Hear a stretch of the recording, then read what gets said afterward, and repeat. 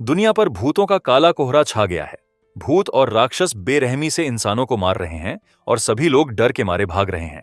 लेकिन हमारा प्रोटोगोनिस्ट जंग चेन बिल्कुल नहीं डरता, क्योंकि उसके पास एक सिस्टम है जो उसे भूतों को डराने और परेशान करने के बदले पॉइंट्स, खजाना और आर्टिफैक्ट्स देता है। और सबसे मजेदार बात, उसका सिस्टम उसे खुद एक ग्रेट डीमन में भी बदल सकता है।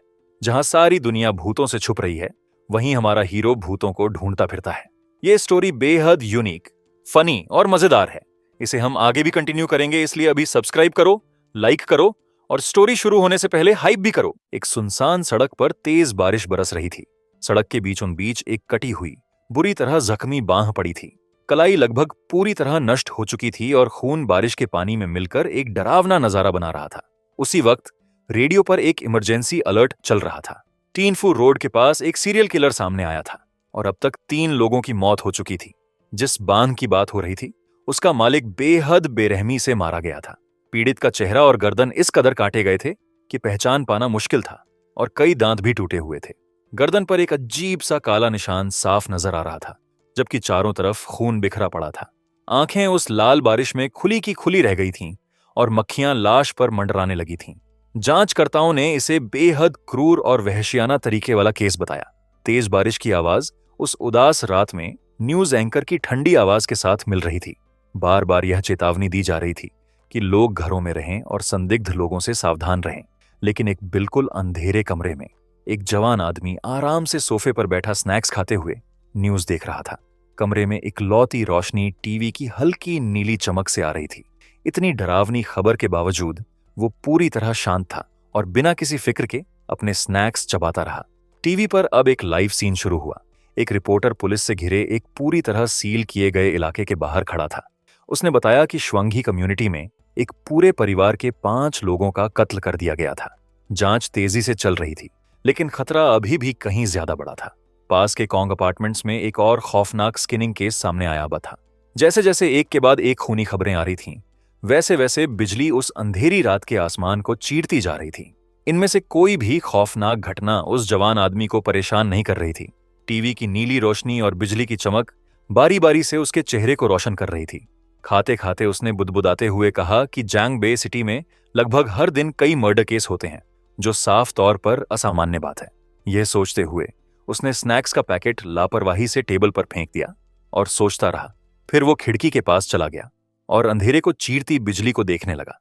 लगातार चल रही न्यूज कवरेज को देखकर लग रहा था कि शायद मीडिया लोगों को उन खतरनाक इलाकों से दूर रहने की चेतावनी देने की कोशिश कर रहा था। बाहर बारिश लगातार बरस रही थी। एक हाथ जेब में और दूसरे हाथ में आधा खाया हुआ स्नैक लिए वो हल्के से भौहें सिकोड़ने लगा।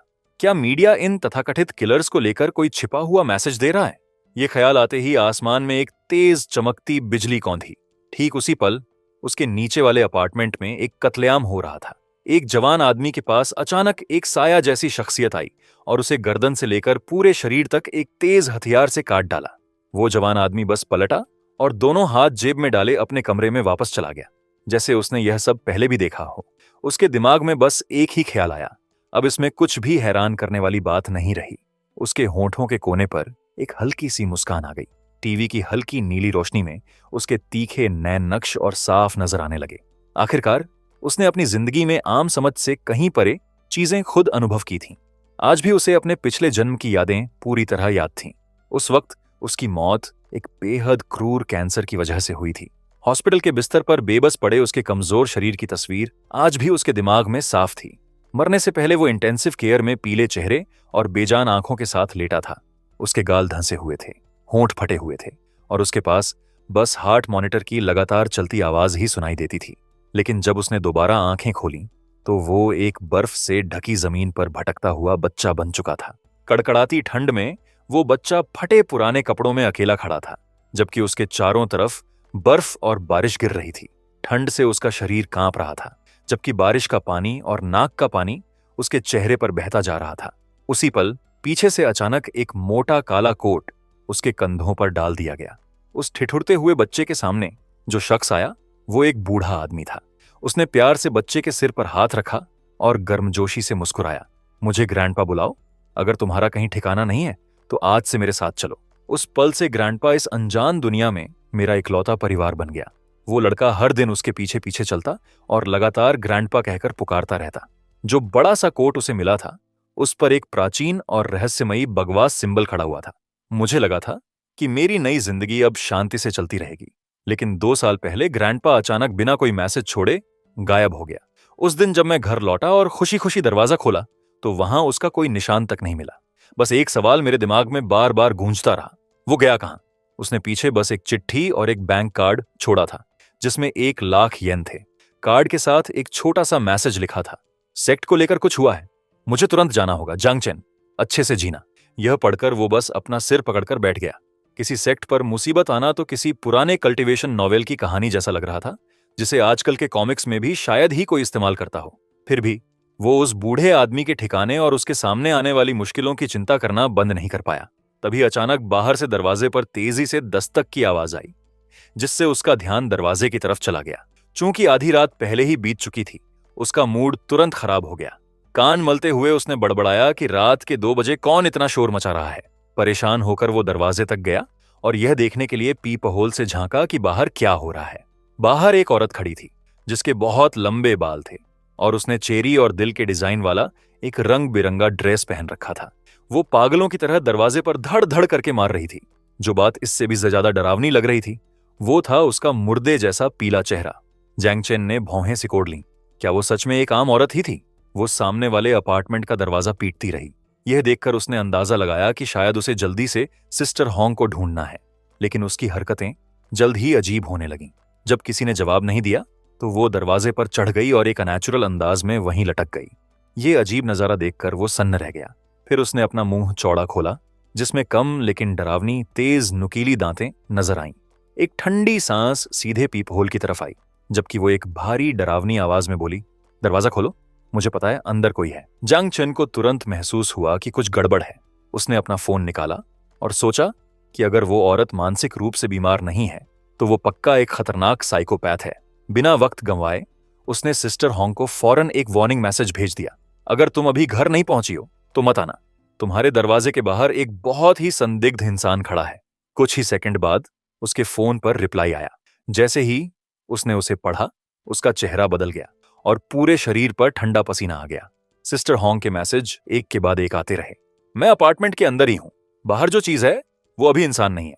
ये क्यों हुआ? जांग चेन अपने ही दरवाजे के पास चुपचाप खड़ा रहा। बाहर वो अजीब प्राणी सामने वाले अपार्टमेंट के दरवाजे को खरोंचता और उससे चिपका रहा। दूसरी तरफ सिस्टर हॉन्ग ठंडे फर्श पर कांपते हुए बैठी, दहशत में डूबी हुई थी। घबराहट ने उसे पूरी तरह जकड़ लिया था। आंसू उसके चेहरे पर बहते जा रहे थे, जबकि उसके दोनों हाथ मुंह पर थे ताकि चीख ना निकले। जांग चेन को टेक्स्ट करते हुए वो बेबसी से सोच रही थी कि इस हालात से कैसे बचा जाए। अनजाने में बाहर वाले उस मॉन्स्टर की सुनने की ताकत बेहद डरावनी थी। बस टाइपिंग की हल्की सी आवाज से ही उसे अंदर हलचल का पता चल गया। उसने फौरन एक डरावनी हंसी छोड़ी और कहा, तो सच में अंदर कोई है? अपने शक की पुष्टि होते ही वो पूरी तरह पागल हो गई। बार बार वो अपना सिर दरवाजे पर मारने लगी, साथ में डरावनी हंसी हंसती रही। अंदर कोई है, फिर भी मेरी बात ना सुनने का नाटक कर रहे हैं। वो मॉन्स्टर लगातार अपना सिर दरवाजे पर पटकता रहा। तेज धमाकों की गूंज पूरे गलियारे में फैल गई। अंदर सिस्टर हॉन्ग आखिरकार टूट गई और डर के मारे बेकाबू होकर रोने लगी। लेकिन बाहर वाली चीज रुकने का कोई इरादा नहीं रखती थी। उसकी खून से लाल आंखों में नफरत जल रही थी और उसका बड़ा मुंह नुकीले टेढ़े मेढ़े दांतों की कतारें दिखा रहा था। हंसते और चीखते हुए वो बार बार दरवाजा खोलने की मांग कर रही थी। इस लगातार चीख पुकार ने सिस्टर हॉन्ग को और गहरी दहशत में धकेल दिया। मुंह ढंके हुए उसने कांपते हाथों से जांग चेन को टेक्स्ट किया। रोते हुए उसने बताया कि उसने आखिरकार बाहर वाले चेहरे को पहचान लिया है। उसके दिमाग में अचानक एक black and white memorial photo उभर आई। खून से सना और बिगड़ा हुआ चेहरा बिल्कुल मैच कर रहा था। तभी उसे डर के साथ एहसास हुआ कि यह ली यीवेन थी। स्क्रीन पर वो नाम देखते ही जांग चेन एक पल के लिए जम गया। वो नाम उसे अजीब तरह से जाना पहचाना लगा, जैसे उसने कहीं पहले सुना हो। बाहर गलियारे में ली यीवेन भयानक ताकत से अपना सिर दीवार और दरवाजे पर पटकती रही, जिससे कंक्रीट पर लंबी दरारें बन गईं। उसका पतला हाथ दीवार पर कसकर दबा हुआ था। उसकी असामान्य रूप से लंबी उंगलियां फटी हुई थीं और उनसे लगातार खून टपक रहा था। सिर्फ हाथ ही नहीं, उसके पैर भी बुरी तरह टेढ़े मेढ़े दिख रहे थे। एक क्यूट सफेद ड्रेस पहने होने के बावजूद उसका पूरा रूप बेहद डरावना था। उसने अपना सिर उठाया, जिससे उसका गला दिखा, जो एक खौफनाक गड्ढे की तरह फटा हुआ था। उसमें से एक कर्कश आवाज आई, जैसे तेज हवा की सीटी हो। दरवाजा खोलो, अभी खोलो। वो नाम सुनते ही जांग चेन को आखिरकार सब याद आ गया। उसकी पीठ पर तुरंत ठंडा पसीना बहने लगा। यह वही लड़की थी जिसके साथ नान हुआई के बदनाम डोंगजांग डिस्ट्रिक्ट के हुआ था और बेरहमी से उसका कत्ल किया गया था। बाहर ली यीवेन का बिगड़ा हुआ चेहरा नफरत से भरा हुआ था। उसकी आवाज में सिर्फ पागलपन और अंतहीन गुस्सा था, जबकि वो लगातार दरवाजा खोलने की मांग कर रही थी। उस केस की यादें धीरे धीरे उसके दिमाग में उभरने लगीं। उस वक्त ली यीवेन इधर उधर भागती हुई मदद की गुहार लगा रही थी। वो हताश होकर अपार्टमेंट के दरवाजों पर धड़धड़ाती रही और किसी से बचाने की भीख मांगती रही। उसके पीछे एक चाकू लिए एक आदमी उसका बेरहमी से पीछा कर रहा था। आखिरकार वो एक बंद दरवाजे के सामने गिर पड़ी। उसके कपड़े फटकर चिथड़े हो चुके थे और उसका चेहरा दहशत से भरा था। बेबसी में वो बस अपनी तरफ आ रहे उस आदमी से रुकने की गुहार लगा सकती थी। वो आदमी था जंग बे। उसके चेहरे पर अब भी खून बहते हुए 3 खरोंच के निशान दिख रहे थे। उसने उन जख्मों को छुआ और तिरस्कार से मुस्कुराया, गुस्से में कि एक लड़की ने उसे बेइज्जत किया था। एक तेज चाकू पकड़े हुए उसने अपनी क्रूरता छिपाने की कोई कोशिश नहीं की। उसकी नजर में अगर उसने बेरहम बदला नहीं लिया तो उसकी इज्जत को धक्का लगेगा। ली यीवेन हताश होकर अपने सामने वाले दरवाजे पर धड़धड़ाती रही और मदद की गुहार लगाती रही, लेकिन कोई जवाब आता उससे पहले ही जंग बे ने उसे पकड़ लिया। उसके हाथ में चाकू बार बार चलता रहा। ठंडे वार उसके कपड़ों को टुकड़ा टुकड़ा करके फाड़ते गए। उस बुरी हालत में ली यीवेन पूरी तरह बेबस दिख रही थी। जांग बे ने उसके बाल पकड़कर उसे पीछे की तरफ खींचा और घसीटते हुए ले गया। वो उसे कोसते और मजाक उड़ाते हुए ताना मारता रहा कि उसने मदद मांगने की कोशिश की। विरोध करने की कोई ताकत न बचने पर ली यीवेन बस घसीटे जाने को सहती रही। इसके बाद जांग बे ने गलियारे में चारों तरफ नजर दौड़ाई और आसपास के सभी लोगों को जोर से धमकाया। उसने चेतावनी दी कि जो भी बीच में आएगा उसे इसकी कीमत चुकानी पड़ेगी। इस बीच ली यीवेन ठंडे फर्श पर सिकुड़ी हुई पड़ी रही। सब कुछ सुनने के बावजूद आसपास के सारे दरवाजे बंद ही रहे। एक भी इंसान मदद के लिए बाहर नहीं निकला। जंग बे की धमकियों ने पूरे गलियारे को खौफनाक सन्नाटे में डुबो दिया। अपने शिकार को देखते हुए वो लगातार जहरीली गालियां देता रहा।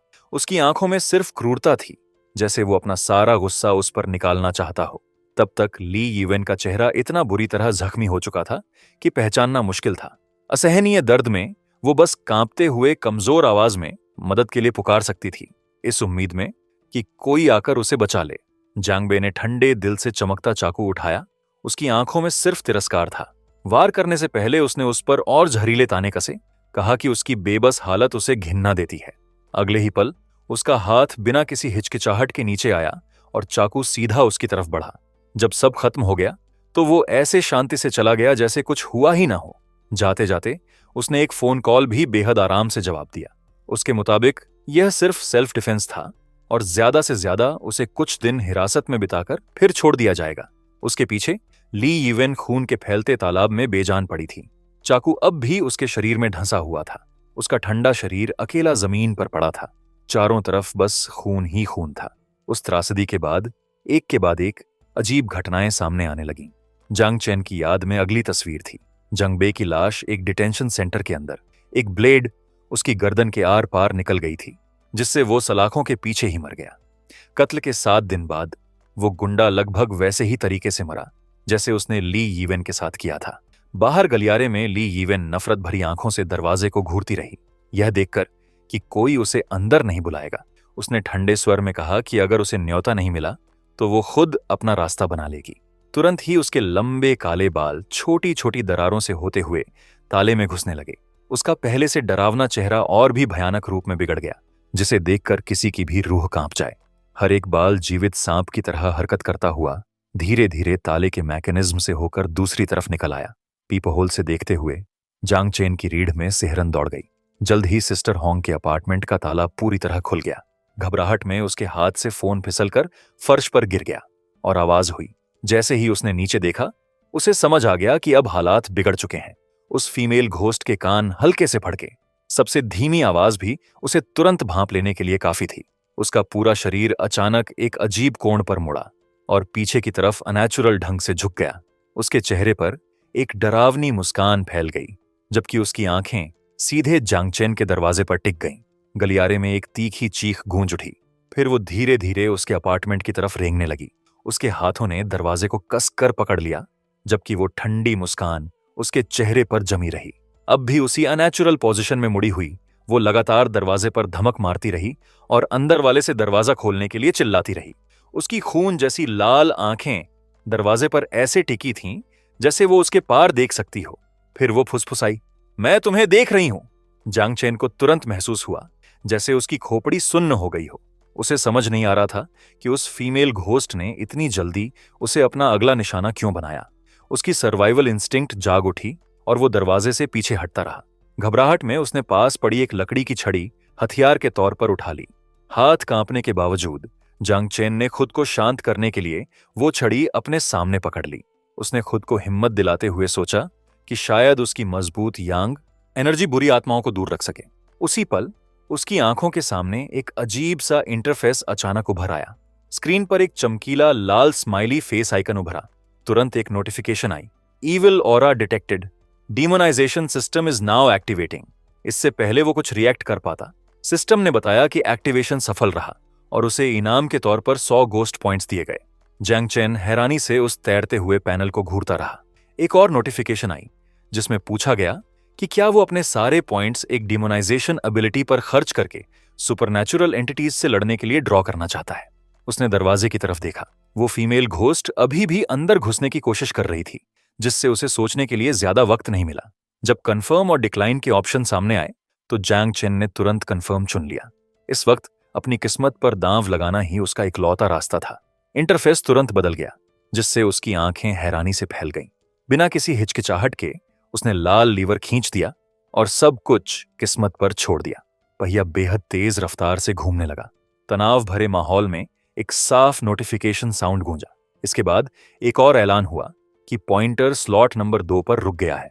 पहिया पूरी तरह रुकने से पहले 4 और नोटिफिकेशन आवाजें गूंजी। स्क्रीन पर हर ऑप्शन अपनी जगह लॉक हो गया। अचानक आसपास की जगह में आग की लपटें फूट पड़ीं। सब कुछ इतनी तेजी से हुआ कि जांग चेन मुश्किल से समझ पाया कि हो क्या रहा है। पटाखों की तरह उड़ती चिंगारियों के बीच हवा में धीरे धीरे एक धुंधली आकृति उभरने लगी। उसने अपना सिर उठाकर उस अजीब नजारे को घूरा। उसकी आंखों में जो दिखा वो एक विशालकाय डेमोनिक क्रिएचर था जो खौफनाक दबाव फैला रहा था। जांग चेन वहीं जम गया, समझ नहीं पा रहा था कि यह क्या है। उसी पल सिस्टम ने पूछा कि क्या वो अभी अभी मिले नए डिमोनाइजेशन कार्ड को तुरंत एक्टिवेट करना चाहता है। लेकिन जांग चेन का ध्यान जिस चीज ने खींचा वो थी बाहर अचानक छाई खामोशी। वो फीमेल घोस्ट दरवाजा पीटना बंद कर चुकी थी, जिससे वो उलझन में पड़ गया। अपने होस्ट को प्रॉम्प्ट नजरअंदाज करते देख सिस्टम ने उसे फैसला लेने के लिए जोर दिया। जांग चेन ने बिना किसी हिचक के डिक्लाइन चुन लिया। उसके मन में इंसान बने रहना ही मॉन्स्टर बनने से बेहतर था। वो इस बारे में बाद में सोच सकता था, क्योंकि वो अभी इसे आजमाने के लिए तैयार नहीं था। जब वो यह सब सोच रहा था, सिस्टर होंग अभी भी अपने अपार्टमेंट के एक कोने में सिकुड़ी हुई डर से कांप रही थी। दरवाजे के बाहर से अजीब आवाजें आती रहीं, जिसकी वजह से उसने हिम्मत जुटाकर देखने की कोशिश की। दरवाजे को रोक रही चीजें एक के बाद एक बाहर से पड़ रहे जोरदार वार से हट गईं। जैसे ही दरवाजा थोड़ा खुला, लंबे और भद्दे नाखूनों वाला एक पीला हाथ फौरन अंदर घुसकर किनारे को पकड़ लिया। उसी वक्त एक बेबस आवाज में चीख गूंजी, बहुत दर्द हो रहा है, कृपया मुझे बचा लो। सिस्टर होंग ने चीखने से खुद को रोकने के लिए अपना मुंह हाथों से ढंक लिया। सिर्फ उस सूखे हुए हाथ को दरारों से अंदर आते देखना ही उसे टूटने के कगार पर पहुंचाने के लिए काफी था। वो बस यही चाहती रही कि काश ये सब सिर्फ एक हॉरर मूवी हो। ली यीवेन का आधा शरीर पहले ही अंदर घुस चुका था और उसके चेहरे पर एक अजीब मुस्कान फैल गई। वो लगातार मदद की गुहार दोहराती रही, ऐसी आवाज में जो रीढ़ में सिहरन पैदा कर दे। लेकिन उसी पल पीछे से किसी ने अचानक उसके कंधे पर हाथ रखा। पलटकर देखने पर ली यीवेन ने जांग चेन को मुस्कुराते हुए वहां खड़ा देखा। उसने विनम्रता से हाथ भी हिलाया, जैसे किसी पुराने दोस्त को नमस्ते कर रहा हो। हेलो कहते ही वो तुरंत दरवाजे की तरफ पीछे हटा और उसे चिढ़ाते हुए ललकारा कि वो उसका पीछा करके दिखाए। इससे पहले कि वो फीमेल घोस्ट कुछ रिएक्ट कर पाती, उसने उसके ठीक सामने दरवाजा बंद कर दिया। इस हरकत ने ली यीवेन को फौरन आग बबूला कर दिया। इस तरह के बर्ताव पर वो गुस्से से चीख पड़ी। वो फीमेल घोस्ट पागल औरत की तरह दरवाजा पीटने लगी और दहाड़ते हुए कहने लगी कि वो अंदर घुसकर जांग चेन को चीर देगी। इस बीच वो बस दरवाजे के पीछे खड़ा होकर उस पूरी उथल पुथल को बेबसी से देखता रहा। जांग चेन ने अचानक दरवाजा पूरा खोल दिया, ठीक उसी वक्त जब ली यीवेन पूरी रफ्तार से आगे झपटी। उसका बैलेंस बिगड़ गया और वो सीधे बाथरूम में जा गिरी। सिस्टम ने तुरंत एक नोटिफिकेशन दिखाई। दरवाजा पीटने वाली घोस्ट अत्यधिक सदमे की स्थिति में पहुंच गई है। प्लेयर को 5 घोस्ट पॉइंट्स मिले। उस वक्त जंग चेन को सिस्टम का तरीका समझ में आने लगा। जब तक वो घोस्ट्स में तेज भावनाएं जगाता रहेगा, वो उनसे घोस्ट पॉइंट्स इकट्ठा कर सकता है। यह समझते ही उसके चेहरे पर एक खतरनाक मुस्कान आ गई। उसका दिमाग पहले से ही ली यीवेन से निपटने के लिए तरह तरह के अजीब आइडिया सोचने लगा था। ज्यादातर लोग अब तक भाग चुके होते, लेकिन जांग चेन ने ठीक इसके उलट किया। उसने टॉयलेट पेपर का एक रोल उठाया और उस फीमेल घोस्ट को उसमें लपेटने की कोशिश करने लगा। ऐसा करते हुए वो लगातार बेतुकी बातें बोलता रहा। इस बीच सिस्टम लगातार बढ़ते हुए घोस्ट पॉइंट्स रिपोर्ट करता रहा। इस तरह पहले कभी न किए गए बर्ताव से ली यीवेन गुस्से से भर गई। उसने सारा टॉयलेट पेपर फाड़ डाला और चीखते हुए कहा कि वो उसे इसकी कीमत चुकवाएगी। ठीक उसी वक्त जब वो फीमेल घोस्ट काबू खोने ही वाली थी, जांग चेन ने अचानक उसके पीछे इशारा किया और गंभीरता से कहा कि वो वहां देखे। बिना किसी शक के ली यीवेन तुरंत पलटी। पलटते ही वो वहीं जम गई। उसने जो देखा वो शीशे में उसकी अपनी डरावनी परछाई थी। इस नजारे ने उसे ऐसे चीखने पर मजबूर कर दिया जैसे उसे कोई सच में भयानक चीज दिख गई हो। किसी टिपिकल कहानी की तरह नष्ट होने के बजाय ली यीवेन सच में घबरा गई। वो चीखते हुए इधर उधर उछलने लगी। अपने ही भूतिया चेहरे से डरी हुई वो सब कुछ होते देख रही थी। जांग चेन बस अपने कान बंद करके उस शोर पर आह भर सकता था। एक पल में ही वो तनाव भरा माहौल गायब हो गया। उसकी जगह एक चीजी गुलाबी सीन नमूदार हुआ जो चमकते बुलबुलों से भरा हुआ था। ली यीवेन तुरंत ऐसे बर्ताव करने लगी जैसे उसे बचाने की जरूरत वाली एक नाजुक हीरोइन हो।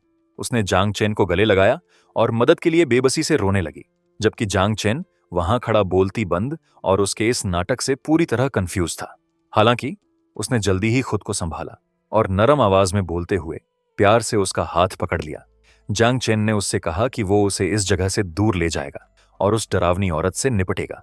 यह सुनकर ली यीवेन ने फौरन खुद को एक राजकुमार द्वारा बचाई गई हीरोइन के तौर पर कल्पना कर ली और खुशी खुशी मान गई। छत पर दोनों हाथ में हाथ डाले ठंडी रात की हवा में साथ चले, बिल्कुल उस कपल की तरह जो दुनिया की मुसीबतों से भाग रहा हो। लेकिन उस रोमांटिक माहौल के उलट जांग चेन लगातार बेहद शक भरी नजरों से चारों तरफ देखता रहा। यह पक्का करने के बाद कि आसपास कोई और नहीं है, उसने गहरे इमोशन के साथ ली यीवेन की तरफ देखा और उससे कहा कि वो पहले जाए। ली यीवेन फौरन एक रोमांस हीरोइन की भूमिका निभाने लगी। नरमी से मना करते हुए जिद करने लगी कि वो साथ ही जाएंगे। सिस्टम ने तुरंत उस टारगेट में तेज इमोशनल हलचल डिटेक्ट की और उसे 20 और घोस्ट पॉइंट्स दे दिए। जांग चेन ने प्यार से उसके बाल हटाए, भरोसा देती हुई मुस्कान दी और कहा कि उसे शीशे वाली घोस्ट को रोकने के लिए यहीं रुकना होगा। यह सुनकर ली यीवेन इतनी भावुक हो गई कि उसने दिल से उसका नाम पुकारा, लेकिन वो हीरोइक बातें बोलते बोलते जांग चेन ने बिल्कुल इसके उलट किया और उसे सीधा छत से धक्का दे दिया। साथ ही उसे जल्दी जाने के लिए कहता रहा। इस अचानक ट्विस्ट ने ली यीवेन को पूरी तरह सन्न कर दिया। उसका दिमाग उलझन से भर गया, जबकि उसकी कल्पना की गई रोमांस स्टोरी एक पल में टूट गई। उसकी चीख रात में गूंज उठी, जबकि उसका शरीर नीचे गिरता चला गया। इतनी ऊंचाई से गिरने पर कोई भी सोचता कि उसके बचने की कोई गुंजाइश नहीं है। ली यीवेन का शरीर नीचे खड़ी एक कार की छत पर जोर से गिरा। साथ में एक तेज धमाका हुआ। उसके हाथ अजीब तरह से फड़कने लगे, जबकि उसके जोड़ बुरी तरह टेढ़े मेढ़े हो गए। पिचकी हुई कार पर बुरी तरह विकृत शरीर और गंभीर सिर की चोट के साथ पड़ी हुई वो बिल्कुल बेहाल दिख रही थी। लेकिन बात यहीं खत्म नहीं हुई। नफरत से भरी उसकी काली कजरारी आंखें अचानक खुल गईं। वो पागल औरत की तरह चीख पड़ी, अपनी सारी नफरत उस इंसान की तरफ मोड़ते हुए जिसने उसे धक्का दिया था और बदला लेने की कसम खाई। ऊपर से देखते हुए जांग चेन को बेबसी से एहसास हुआ कि डिमोनाइजेशन कार्ड इस्तेमाल किए बिना उसके पास उससे निपटने का लगभग कोई रास्ता नहीं है। थोड़ी देर सोचने के बाद उसने रिस्क लेने का फैसला किया और एक डिमोनाइजेशन कार्ड निकाला जिसका नाम था उर्गाल डिवाइन टाइगर जनरल। बिना किसी हिचकिचाहट के जांग चेन ने उस कार्ड को एक्टिवेट किया और आधिकारिक रूप से डिमोनाइजेशन मोड में प्रवेश कर लिया। सिस्टम ने तुरंत उस आइटम के इफेक्ट्स वो समझाए। 30 मिनट तक होस्ट को डेमन की असली ताकत का एक हिस्सा मिलेगा, साथ ही एक रैंडमली असाइन की गई सुपरनैचुरल एबिलिटी भी। इफेक्ट एक्टिवेट होते ही जांग चेन के शरीर में ताकत का एक जबरदस्त सैलाब उमड़ पड़ा, जिससे उसका सिर पीछे झुक गया और वो दहाड़ उठा। सिस्टम ने ऐलान किया कि डेमन ट्रांसफॉर्मेशन खत्म होने के बाद उसे डेमन पावर और सोल एसेंस का एक हिस्सा हमेशा के लिए मिलता रहेगा, साथ ही एक डिवाइन एबिलिटी इनहेरिट करने का एक परमानेंट मौका भी। जांग चेन को साफ महसूस हुआ कि उसका हाथ आग की तरह बुरी तरह गर्म हो गया। एक और मैसेज आया जिसमें याद दिलाया गया कि ट्रांसफॉर्मेशन के बाद ताकत का एक हिस्सा हमेशा के लिए बचा रहेगा, साथ ही एक डिवाइन एबिलिटी इनहेरिट करने का मौका भी। कुछ ही पलों में जांग चेन की आंखें बदलने लगीं, इंसानी नजर से एक टाइगर किंग की उग्र आंखों में तब्दील होते हुए, जिससे वो खुद भी हैरान रह गया। ठीक उसी वक्त सिस्टम ने ऐलान किया कि जांग चेन को रैंडम ड्रॉ में एक डिवाइन एबिलिटी मिली है जिसका नाम है अजूर टाइगर रोर। ली यीवेन ने हैरानी से ऊपर देखा जब छत से एक हिंसक आभा फूट पड़ी। बिना किसी हिचकिचाहट के उसने अपनी अजीब भूतिया ताकत का इस्तेमाल करते हुए खुद को ऊपर उछाल दिया। उसकी मुड़ी हुई उंगलियां अब इतनी नुकीली थीं कि कंक्रीट को गहराई तक चीर सकती थीं और दीवार से मजबूती से चिपक सकती थीं। इसकी बदौलत ली यीवेन एक रेंगने वाले जीव की तरह हैरतअंगेज रफ्तार से ऊपर चढ़ती गई, हाँफते हुए। जैसे ही वो छत के किनारे पर पहुंची, सबसे पहली चीज जो उसने देखी वो था जांग चेन का चेहरा। यह अचानक नजारा देखकर वो खुद भी चौंक गई और मन ही मन कोसने लगी। जांग चेन फौरन अपने आम शांत रूप में वापस आ गया और ऐसा जताया जैसे उसे जिंदा देखकर खुशी हुई हो, कहते हुए कि वो भूल गया था कि वो सिर्फ 12वीं मंजिल पर है और थोड़ा ज्यादा कर बैठा। यह कहते हुए उसने ईमानदार भाव के साथ अपना हाथ बढ़ाया और उसे ऊपर खींचने का ऑफर दिया। ली यीवेन ने भी हाथ बढ़ाया, लेकिन वो पहले से ही अपना बदला प्लान कर चुकी थी। वो चाहती थी कि जांग चेन को भी इतनी ऊंचाई से धकेले जाने की वही बेबसी महसूस हो। जैसे ही उनके हाथ छुए, अचानक एक तेज धमाके जैसी आवाज गूंज उठी। ली यीवेन दर्द से तुरंत चीख पड़ी और उससे हाथ छोड़ने की गुहार लगाने लगी। सिस्टम ने ऐलान किया कि उस फीमेल घोस्ट की हथेली बुरी तरह जल गई है और उसे 10 और घोस्टची पॉइंट्स इनाम में मिले, जबकि जांग चेन ने फौरन एक हाथ उसकी कमर के चारों तरफ लपेट दिया। फिर उसने उसे हवा में उठा लिया जैसे वो उसे छेड़ रहा हो। उसने प्यार से पेश आने का नाटक भी किया और पूछा कि वो उसे भला कैसे छोड़ सकता है। इतना कहकर वो बाहर के खुले आसमान की तरफ मुड़ा। जांग चेन की आंखों के कोने पर एक मुस्कान उभरी, जैसे वो किसी पुराने दोस्त से लापरवाही से बातें कर रहा हो। अगले ही पल उसने ली यीवेन को हैरतअंगेज रफ्तार से नीचे फेंक दिया, इस मुसीबत को हमेशा के लिए खत्म करने का इरादा लेकर। ऊपर से उसकी गिरती हुई आकृति को देखते हुए उसे पता था कि सिर्फ गिरने से उसकी मौत नहीं होगी, इसलिए जांग चेन फौरन उसके पीछे कूद पड़ा, यह काम पूरा करने की ठान लेते हुए। यह देखकर ली यीवेन पूरी तरह सन्न रह गई कि वो सच में उसका पीछा करते हुए कूद पड़ा। एक धधकती हुई आभा जो भारी दबाव लिए हुए थी, जांग चेन के साथ नीचे उतरी। जब वो जमीन पर उतरा तो वो बिल्कुल स्थिर खड़ा रहा, जबकि उसके चारों तरफ की रोशनी लगातार तेजी से जलती रही। ली यीवेन टूटे हुए मलबे के नीचे दबी पड़ी थी, इतनी बुरी हालत में कि वो लगातार मदद के लिए चिल्लाती रही। उसके मुंह से गहरे हरे रंग की गोश्त चाय की धाराएं बहती रहीं, साथ में पीड़ा भरी चीखें भी। इस नजारे को देखते हुए जांग चेन बिना किसी भावना के बस देखता रहा। अचानक उसने अपना सिर उठाया और एक गरजती हुई टाइगर रोर छोड़ी। दो विपरीत ताकतें तुरंत भयानक जोर से टकरा गईं। गाढ़ी काली गोश्त चाई ऊपर उठकर पूरे इलाके में फैल गई। जल्द ही सिस्टम ने पुष्टि की कि वो नॉकिंग घोस्ट पूरी तरह नष्ट हो चुकी है और उसे 99 और गोश्त चाई पॉइंट्स इनाम में मिले। अपने पॉइंट्स को इतनी तेजी से बढ़ते देख जांग चेन बेहद खुश हो गया। पहले वाले टोटल के साथ मिलाकर अब उसके पास 2 ड्रॉ के लिए काफी पॉइंट्स थे, जिससे उसका मूड बेहतरीन हो गया। जश्न मनाते हुए वो अचानक अपने पैरों के नीचे बने एक बड़े गड्ढे के किनारे से लड़खड़ा गया। तभी उसे एहसास हुआ कि उसके लैंड करने से सख्त जमीन में एक गहरा गड्ढा बन गया है, जिससे उसे शक होने लगा कि कहीं इससे बहुत ज्यादा ध्यान न खिंच जाए। थोड़ा सोचने के बाद जांग चेन ने फिक्र न करने का फैसला किया और हाथ जेब में डालकर लापरवाही से वहां से चला गया, यह सोचकर कि जब तक किसी ने यह होते नहीं देखा तब तक कोई दिक्कत नहीं है। वो धीरे धीरे अपार्टमेंट कॉम्प्लेक्स की तरफ लौटा, लेकिन गलियारे से गुजरते वक्त सिस्टम इंटरफेस अचानक फिर से सामने आ गया। नए टेक्स्ट को देखते हुए जांग चेन सिस्टम द्वारा दिखाई गई डेमन क्लासिफिकेशन लिस्ट के बारे में सोचने लगा और उसे शक हुआ कि वहां नॉकिंग घोस्ट से कहीं ज्यादा डरावने प्राणी भी हो सकते हैं। खामोश गलियारे से गुजरते हुए जांग चेन ने पहले अपने कमरे लौटने और सिस्टम के बारे में बाद में स्टडी करने का फैसला किया। उसी वक्त बंद दरवाजे के पीछे से दबी हुई सिसकियों की आवाज आई। सिस्टर होंग इतना रो चुकी थी कि उसकी आंखें लाल हो गई थीं। उसे यकीन था कि इतनी ऊंचाई से गिरकर जांग चेन के बचने का कोई चांस नहीं है। यह सुनकर जांग चेन ने फौरन उसे यकीन दिलाया कि खतरा टल चुका है, क्योंकि वो घोस्ट पूरी तरह नष्ट हो चुकी है। कमरे के अंदर से सिस्टर होंग ने कांपती आवाज में जवाब दिया। इस बात को लेकर अनिश्चित थी कि वो असली जांग चेन से बात कर रही है या सिर्फ उसकी आत्मा से। जांग चेन बस अजीब सी हंसी हंस सकता था और जोर देकर कह सकता था कि वो अब भी पूरी तरह जिंदा है। जैसे ही उसे यकीन हुआ, सिस्टर होंग आगे दौड़ी और उसे कसकर गले लगा लिया। वो खुशी से रो पड़ी, राहत महसूस करते हुए कि जांग चेन सही सलामत बच निकला। एक खूबसूरत औरत की बाहों में जांग चेन बस मुस्कुरा सकता था और उस पल का मजा ले सकता था। कुछ देर बाद उसने आखिरकार उससे एक एहसान मांगा। सिस्टर होंग बिना किसी हिचकिचाहट के मान गई और कहा कि अपनी जान बचाने के बदले वो कुछ भी करने को तैयार है। मौका देखते हुए जांग चेन ने बस इतना मांगा कि वो आज रात की घटना को राज रखे। यह कहते हुए उसने चुप रहने का इशारा किया और जोर देकर कहा कि बस इतना जानना काफी है कि उस घोस्ट से निपट लिया गया है। सिस्टर होंग फौरन मान गई और यह मानकर चली कि जांग चेन जैसे एक्सपर्ट्स ध्यान खींचने से बचना पसंद करते हैं। उसने सब कुछ राज रखने का वादा किया और फिर कुछ लेने के लिए पलटी। उसने जांग चेन से कहा कि वो थोड़ा रुके क्योंकि वो उसे एक तोहफा देना चाहती है। यह कहकर सिस्टर होंग नीचे झुक गई और बेड के नीचे कुछ ढूंढने लगी, यह सोचते हुए कि उसने वो चीज कहां रखी थी। जल्द ही वो खुशी से एक मोटा प्रॉपर्टी डीड निकाल कर लाई, जैसे उसे कोई छिपा हुआ खजाना मिल गया हो। सिस्टर होंग ने फौरन वो जांग चेन को थमा दिया और उसे पूरा घर ऑफर कर दिया, यहां तक कि किसी और दिन ऑनरशिप ट्रांसफर करने की भी योजना बना ली।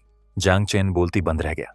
उसने फौरन मना कर दिया और शुक्रिया कहा, क्योंकि उसे लगता था कि वो किराए की कमाई पर ही अपनी जिंदगी चलाती है और वो सिर्फ एक बचाव के बदले उससे यह नहीं छीन सकता।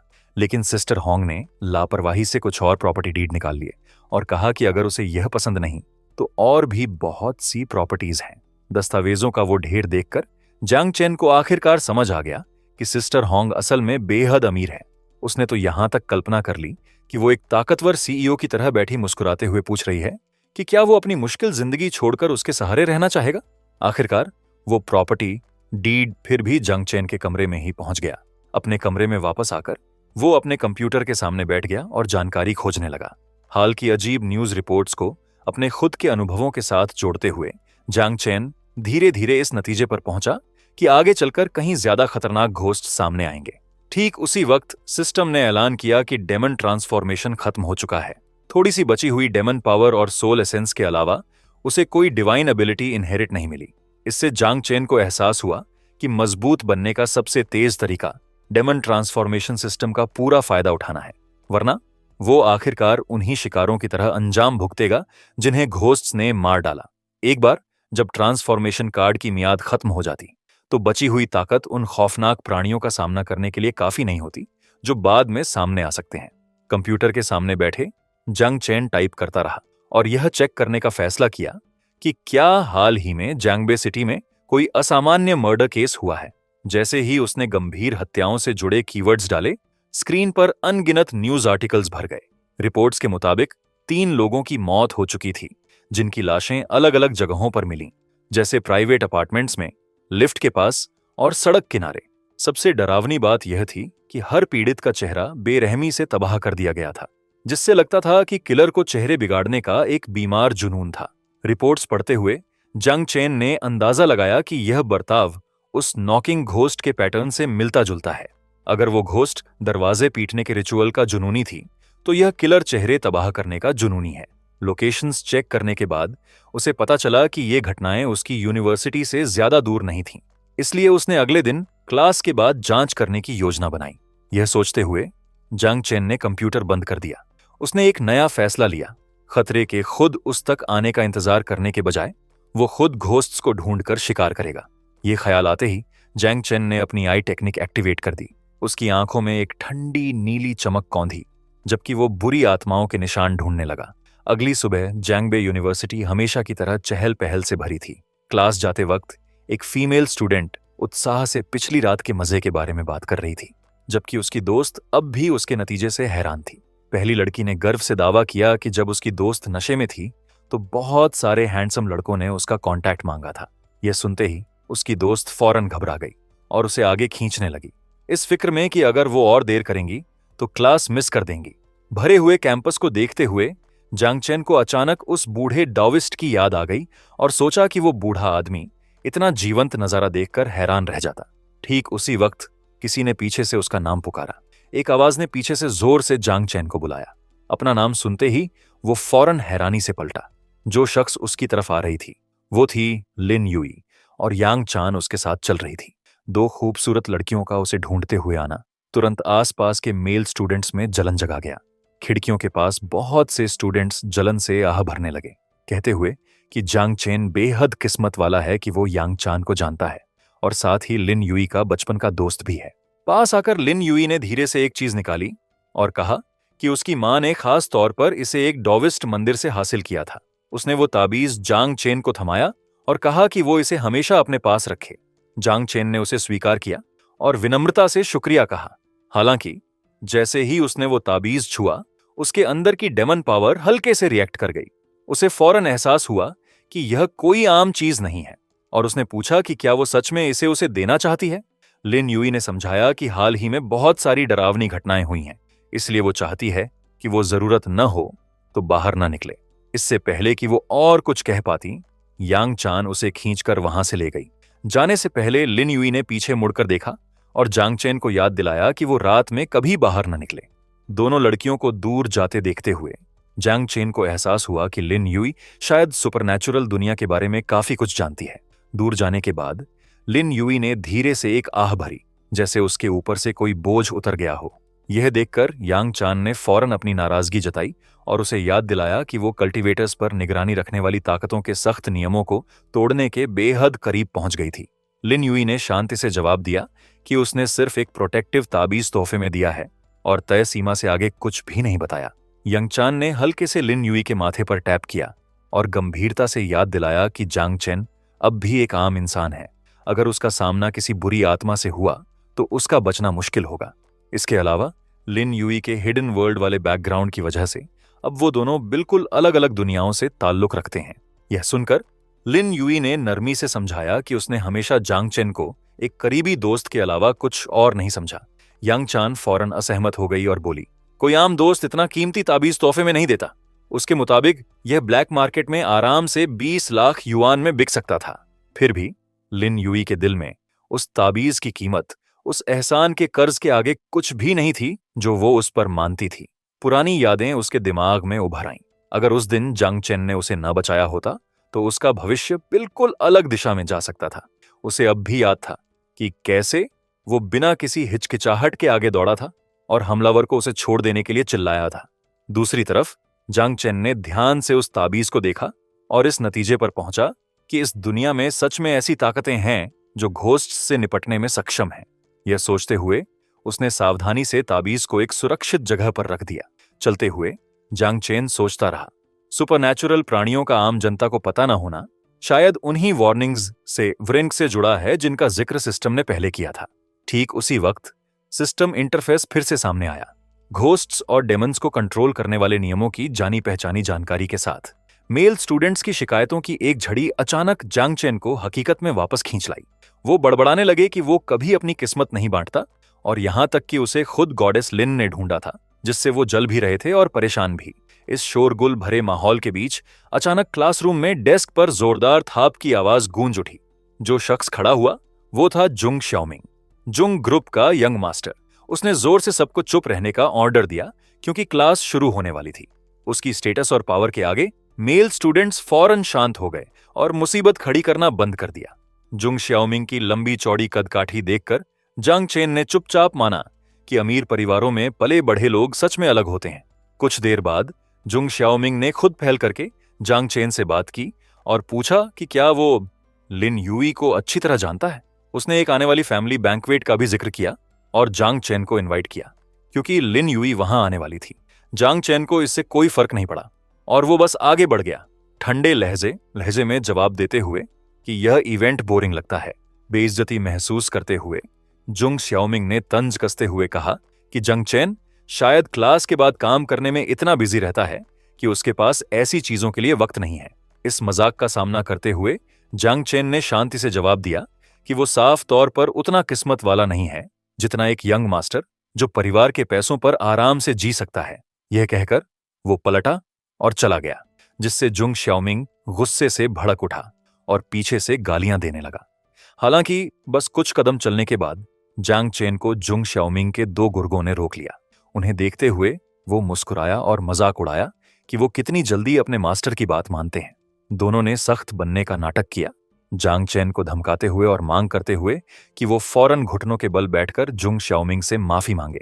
जांग चेन ने बस अपना सिर उठाया और शांति से उन दोनों हट्टे कट्टे आदमियों को घूरा। फिर उसकी नजर उनके पीछे जुंग शाओमिंग पर पड़ी, जो घमंडी भाव के साथ वहां खड़ा था। जांग चेन ने अपने कंधे और कलाइयां घुमाते हुए ठंडे लहजे हौरे में ऐलान किया कि अगर वो हिंसा से मामला सुलझाना चाहते हैं तो वो तैयार है। वो उसके साथ जो भी करेंगे वो उसे कई गुना करके वापस लौट आएगा। ठीक तभी, जब दोनों तरफ से टकराव होने ही वाला था, क्लासरूम के दरवाजे से अचानक कुछ खांसियों की आवाज आई और तनाव भरे माहौल को बीच में रोक दिया। टीचर गंभीर भाव के साथ प्लेटफॉर्म पर आए और एक ऐसी खबर सुनाई जिसने सबका ध्यान खींच लिया। जुंग शाओमिंग के परिवार ने परसों जुंग फैमिली रिजॉर्ट में होने वाले 2 डे रिट्रीट का पूरा खर्च उठाने का ऐलान किया। स्टूडेंट्स फौरन खुशी से चिल्ला उठे। यह उत्साह तब तक जारी रहा जब तक टीचर ने सबको शांत होकर क्लास शुरू करने के लिए नहीं कहा। बाकी उत्साहित भीड़ के उलट जांग चेन मन ही मन सोचता रहा। उसे यकीन नहीं था कि जुंग शाओमिंग का पिता जैसा शख्स सच में इतना उदार है जितना दिखता है। क्लास के आगे टीचर पढ़ाई जारी रखे हुए थे। मुख्य टॉपिक शुरू करने से पहले उन्होंने खाने से जुड़े नए शब्द सिखाए, जिसमें फ्राइड एग पहला उदाहरण था। जब सब ध्यान से सुन रहे थे, जांग चेन को अचानक जुंग शाओमिंग के पीछे एक अजीब सी उदास चमक छिपी हुई महसूस हुई। उसने फौरन अपनी नजर वहीं केंद्रित कर दी। उसकी आंखें नाटकीय रूप से बदल गईं, क्योंकि उनमें नसें उभर आईं। उसकी पुतलियां गहरी नीली हो गईं और बीच में एक सांप जैसी लाल पतली रेखा उभर आई। इस खास एबिलिटी से जांग चेन को जुंग शाओमिंग के पीछे 2 डरावनी हरी घोस्ट भुजाएं दिखीं। इससे उसका यह शक और मजबूत हो गया कि वो लड़का कोई बड़ा राज छिपा रहा है। वक्त तेजी से गुजरा और रात ने आसमान को ढक लिया। बस एक अर्धचंद्र बचा था, जो उस खामोश दुनिया पर हल्की सी चमक बिखेर रहा था। एक सुनसान सड़क पर अकेला चलते हुए जांग चेन को लगातार बेचैनी महसूस हो रही थी। उसे लग रहा था कि यह इलाका दिखने से कहीं ज्यादा गंदा है। एक रोड साइड साइन बोर्ड के पास पहुंचकर उसने ऊपर देखा और तियनफू रोड लिखा हुआ पाया, जिसके साथ बाईं तरफ इशारा करता एक तीर था। जांग चेन ने फिर सिस्टम को बुलाकर अपनी मौजूदा स्थिति चेक की। सिस्टम ने फौरन उसकी रिक्वेस्ट कंफर्म कर दी। इंटरफेस पर उसकी जानकारी दिखी। होस्ट जांग चेन, करंट घोस्ट ची, 9 डीमन ट्रांसफॉर्मेशन कार्ड्स, एक 1 स्टार क्रिम्सन पाइथॉन स्पिरिट और एक 1 star chaos demon king. Status panel पढ़ने के बाद जांग चेन खुद को चिंतित होने से नहीं रोक पाया। उसकी गोस्ट ची पहले ही खतरनाक लेवल तक जमा हो चुकी थी, जबकि उसके पास सिर्फ 2 लो लेवल ट्रांसफॉर्मेशन कार्ड्स थे। इस बीच तियनफू रोड के एक रेजिडेंशियल कॉम्प्लेक्स में एक सफेद बालों वाले बूढ़े आदमी ने जांग चेन को गुजरते देखा और पूछा कि वो इतनी रात को किसे ढूंढ रहा है। जांग चेन ने विनम्रता से आगे वाली बिल्डिंग की तरफ इशारा किया और पूछा कि इस इलाके में जांग मैमे कहाँ रहती है। लेकिन वो नाम सुनते ही बूढ़े आदमी का चेहरा पूरी तरह बदल गया और उसके बुढ़ापे भरे चेहरे पर डर उभर आया। उसने न सिर्फ जवाब देने से इनकार किया, बल्कि जल्दी से दरवाजा बंद कर दिया और चिल्लाकर जांग चेन को फौरन वहां से चले जाने के लिए कहा। ऊपर की अंधेरी मंजिलों की तरफ देखते हुए जांग चेन और भी उलझन में पड़ गया। बूढ़ा आदमी सिर्फ जांग मैमे का नाम सुनकर ही डर गया था, जिसका मतलब था कि यहां जरूर कुछ असामान्य छिपाया जा रहा है। उसकी जिज्ञासा और बढ़ गई। सड़क बेवजह ठंडी और सुनसान महसूस हो रही थी। उसी वक्त पास की एक परछाई से एक अजीब सी गंध आई। जांग चेन ने फौरन कई गहरी सांसें लीं, यह पहचानने की कोशिश करते हुए कि हवा में फैली इस गंध का स्रोत क्या है।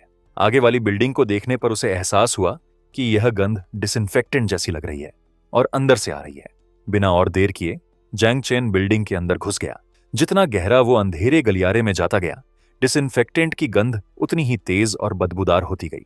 गलियारे में आगे बढ़ते हुए जांग चेन आखिरकार अपार्टमेंट नंबर 101 के सामने रुक गया। दरवाजे की दरार से उसने देखा कि एक छोटी लड़की, जिसका नाम श्याओ था, लोहे की सलाखों के पीछे बंद अकेली बैठी नूडल्स खा रही थी। पास जाते हुए जांग चेन ने धीरे से पूछा कि वो अपने खाने पर ध्यान देने की बजाय बार बार अंधेरे गलियारे में क्यों घूर रही है। किसी को बोलते सुनकर शाओ ने फौरन भौहें सिकोड़ लीं और शिकायत की कि उसने उसकी दोस्त को डराकर भगा दिया है। इस जवाब ने जांग चेन को हैरान कर दिया। उसने फौरन पीछे मुड़कर देखा, लेकिन वहां कोई नहीं था। फिर उसने उस दोस्त के बारे में पूछा जिसका उसने जिक्र किया था। खाली गलियारे में खड़े होकर जांग चेन ने हर कोना स्कैन किया, लेकिन फिर भी कोई नहीं मिला। शाओ और चिढ़ गई और जिद करने लगी कि उसकी दोस्त उसके आने से पहले वहीं थी। यह कहने के बाद उसे आगे कुछ समझाने में कोई दिलचस्पी नहीं रही और वो चुपचाप अपने नूडल्स खाने लगी। उसी पल उस खामोश बिल्डिंग में एक अजीब सी आवाज गूंजी, जिससे खुद जांग चेन भी घबराकर अपना गला सुखाने लगा। अचानक शाओ के पीछे अंधेरे कमरे से एक औरत निकली और पूछा कि उसकी बेटी इतनी रात को किससे बात कर रही है। वो नाराजगी भरे भाव के साथ तेजी से लोहे के गेट के पास आई। उसने जांग चेन को सावधानी से घूरा और पूछा कि वो इतनी रात को बिल्डिंग में क्यों घुसा है। उसके अनफ्रेंडली रवैये के बावजूद जांग चेन विनम्र बना रहा और पूछा कि क्या वो जांग मैमे नाम की किसी को जानती है। नाम सुनते ही उस औरत का चेहरा पीला पड़ गया। उसके माथे से ठंडा पसीना बहने लगा और उसकी आंखों में दहशत भर गई। उसकी प्रतिक्रिया लगभग उसी बूढ़े आदमी जैसी थी। उसने बार बार उस इंसान को जानने से इनकार किया और जांग चेन से जल्द वहां से जाने की गुहार लगाई। इससे जांग चेन का शक और गहरा हो गया। यहां हर कोई असामान्य रूप से अजीब लग रहा था, इसलिए उसने और सुराग ढूंढने के लिए ऊपरी मंजिलों पर तलाश करने का फैसला किया। इस बीच वो औरत दरवाजे का हैंडल कसकर पकड़े कांपती रही। काफी देर हिचकिचाने के बाद उसने आखिरकार जांग चेन को आवाज दी। चेहरे पर पसीना लिए उसने गंभीरता से उसे चेतावनी दी कि अगर गलियारे में कोई उससे पूछे कि क्या वो सुंदर है तो उसे फौरन भाग जाना चाहिए और कभी जवाब नहीं देना चाहिए। यह अजीब चेतावनी सुनकर जांग चेन और उलझन में पड़ गया और पूछा कि ऐसा क्यों। उस औरत का चेहरा दहशत से भरा हुआ था। उसके जहन में जो भी उस औरत को बदसूरत कहेगा उसका पीछा करके मौके पर ही चाकू घोंप दिया जाएगा। सिर्फ इसकी कल्पना करना ही उसे कंपा देने के लिए काफी था। उसकी प्रतिक्रिया के उलट जांग चेन को यह दिलचस्प लगा। उसने मुस्कुराते हुए पूछा कि अगर कोई उस औरत को सुंदर कहे तो क्या होगा। इस सवाल ने उस औरत के चेहरे पर एक टेढ़ी और बेचैन करने वाली मुस्कान ला दी। डर से पीली पड़ी होने के बावजूद उसने जवाब दिया कि तब वो औरत शिकार का चेहरा बदलकर बिल्कुल अपने जैसा बना देगी। ये कहते ही उसने ऐसे दरवाजा बंद कर दिया जैसे इस पूरे मामले से हर नाता तोड़ना चाहती हो। जांग चेन बस मुस्कुराया।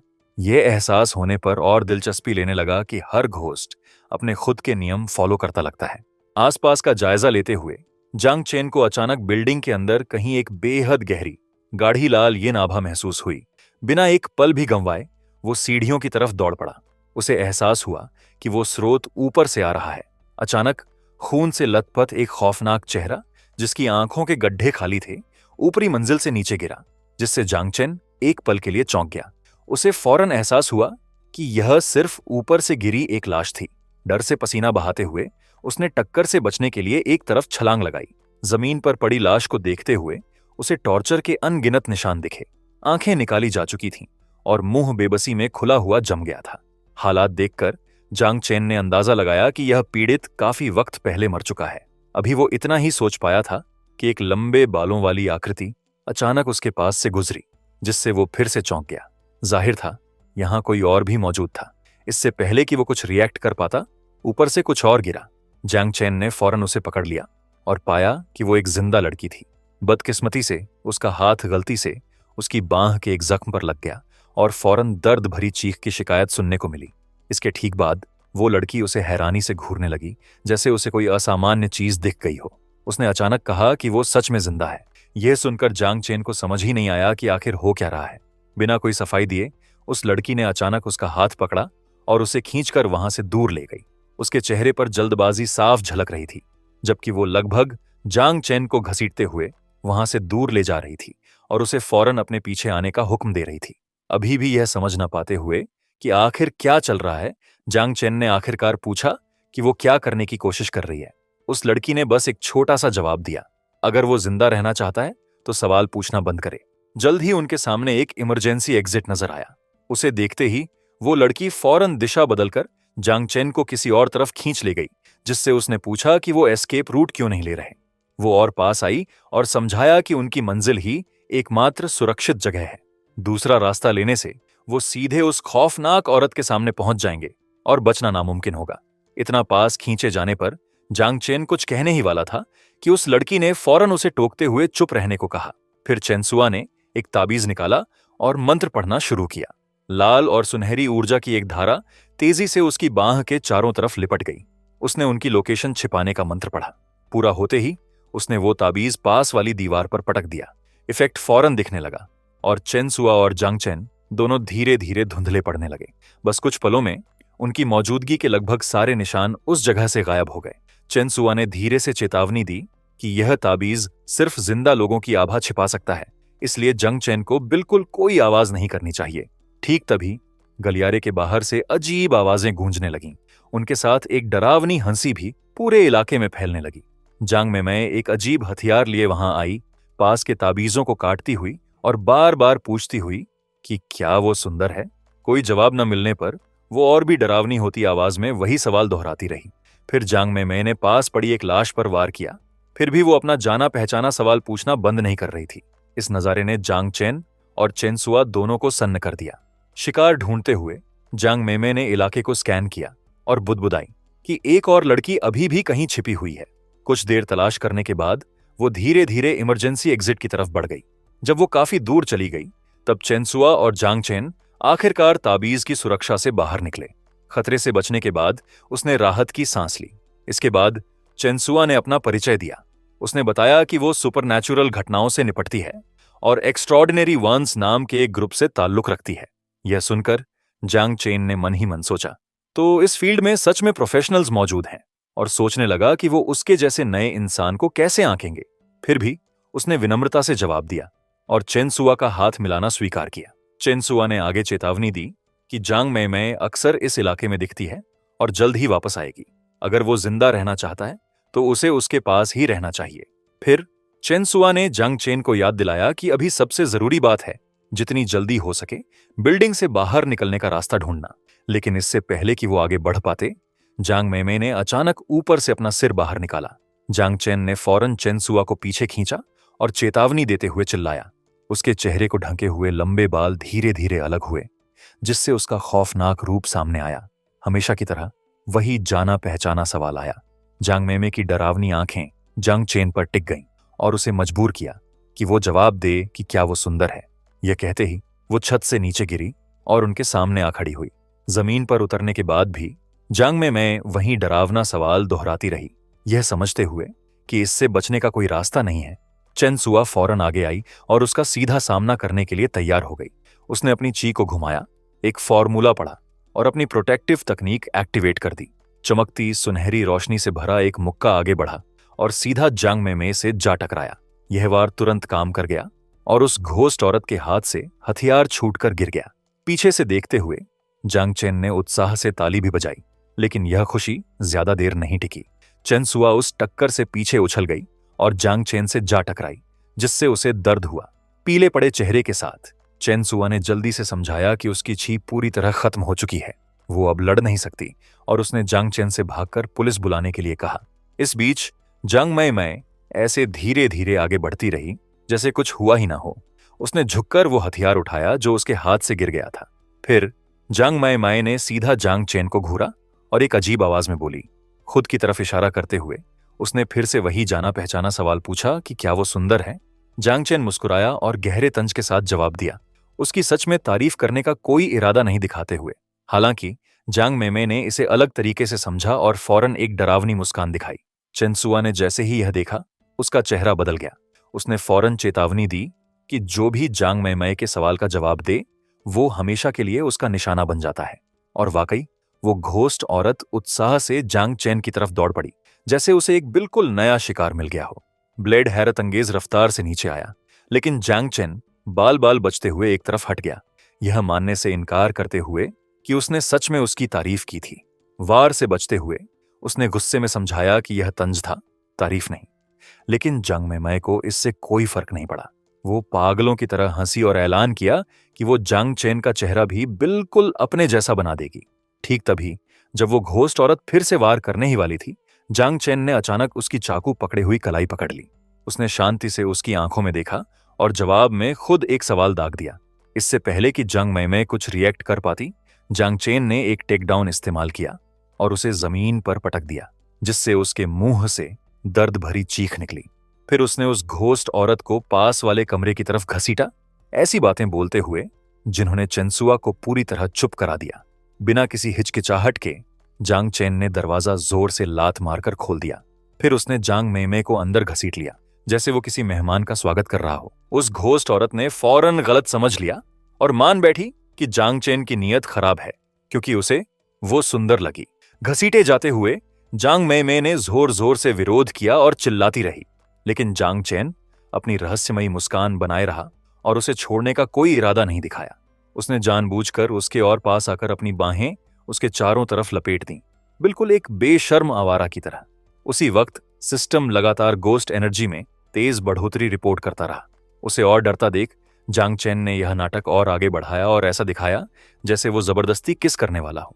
यहां तक कि जांग मेमे भी सन्न रह गई। उसके जहन में उसके सामने वाला यह इंसान किसी घोस्ट से भी ज्यादा डरावना था। जितना वो पास आता, जांग मेमे उतनी ही घबराती गई। वो चिल्लाकर उससे दूर रहने को कहती रही, जबकि उसे मिलती गोस्ट एनर्जी लगातार बढ़ती रही।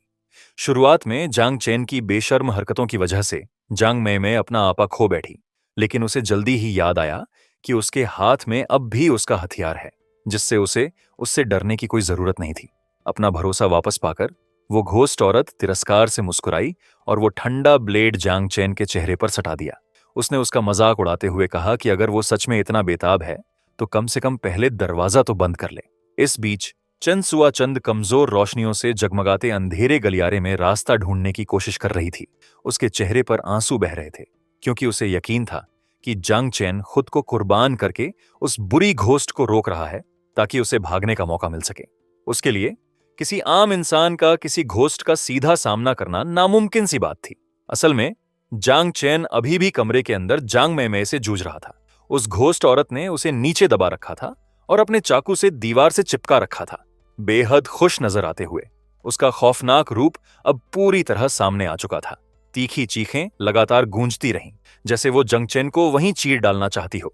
उसे जूझते देख जंग मेमे और घमंडी हो गई और बोली कि अगर वो सच में उसका इतना दीवाना है तो वो भी उसकी जाति में शामिल क्यों ना हो जाए। यह समझते हुए कि फर्जी परवर्त वाला नाटक अब काम नहीं आ रहा, जांग चेन ने अपना चंचल भाव छोड़ दिया।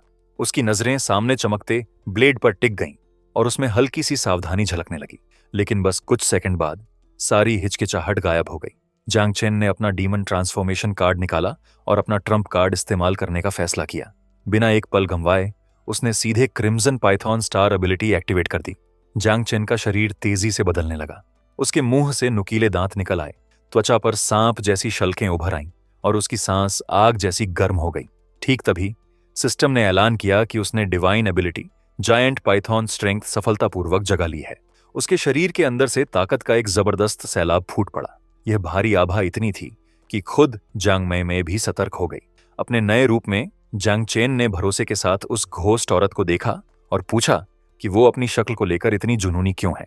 उसकी यह बात उसके सबसे गहरे जख्म पर लगी। जांग मेमे फौरन गुस्से से भड़क उठी और बोली कि अगर जांग चेन का चेहरा भी उसके जैसा डरावना होता तो वो लोगों की क्रूरता समझ पाता। इससे पहले कि वो अपनी बात पूरी करती, जांग चेन आगे बढ़ा और उसका हाथ पकड़ लिया। सुकून देने वाले लहजे में उसने कहा कि अब उसे समझ आ गया कि वो ऐसी क्यों बनी। यह सब उसकी अपने बारे में गहरी असुरक्षा से जुड़ा था। लेकिन तभी जांग चेन का भाव अचानक बदल गया। उसने ठंडी नजरों से उसे देखा और पूछा कि क्या वो इस समस्या को हमेशा के लिए सुलझाना चाहती है। जांग मेमे ठिठक गई। उसकी जिज्ञासा उसके गुस्से पर हावी हो गई और उसने अनजाने में पूछ लिया कि उसका हल क्या है। जांग चेन ने बिना किसी हिचकिचाहट के जवाब दिया। उसने कहा कि बस उसे गर्दन के ऊपर की हर चीज हटानी होगी। उसके अजीब तर्क के मुताबिक बिना चेहरे के कोई भी उसकी शक्ल पर फैसला या आलोचना नहीं कर पाएगा। यह सुनकर जांग मेमे बिल्कुल बोलती बंद रह गई। उसने खुद को एक सिरकटी लाश के रूप में तक कल्पना कर ली। उसका गुस्सा फौरन फट पड़ा। उस घोस्ट औरत ने जांग चेन पर हमला बोल दिया और चिल्लाई कि वो सीधे सीधे मान लेता कि वो उसका सिर काटना चाहता है। जांग चेन बस मुस्कुराया, इससे पहले कि वो जवाबी हमले के लिए आगे बढ़ा। उसकी नजर में अब पीछे हटने की कोई वजह नहीं बची थी। क्रिम्सन स्केल आर्मर स्किल तुरंत एक्टिवेट हो गई। दोनों ताकतवर शक्तियां सीधी टकराईं, जिससे पूरे इलाके में एक हिंसक शॉकवेव फैल गई। लेकिन ताकत का पूरा संतुलन जांग चेन के पक्ष में था। जांग मेमाए हैरानी से उसके चारों तरफ धधकती लपटों को देखती रही, समझ नहीं पा रही थी कि आखिर हो क्या रहा है। सिर्फ एक ही टक्कर के बाद वो घोस्ट औरत उस भारी ताकत से पीछे उछल गई। उसे पीछे धकेलने के बाद जांग चेन ने अपनी हथेली की तरफ देखा और पाया कि उसमें से धीरे धीरे खून रिस रहा है। जख्म देखकर वो एक पल के लिए ठिठका।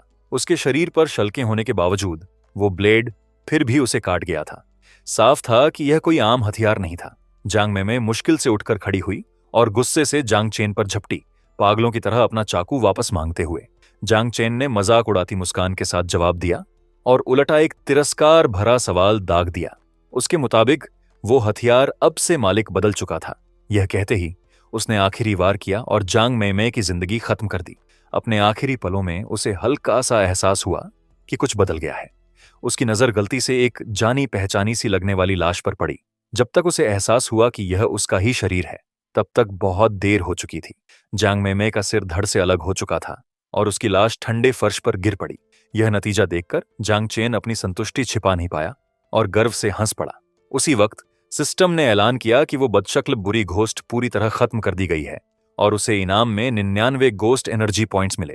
अंधेरे बेसमेंट में गहराई तक चंसुआ अब भी भारी डर में फंसी हुई थी।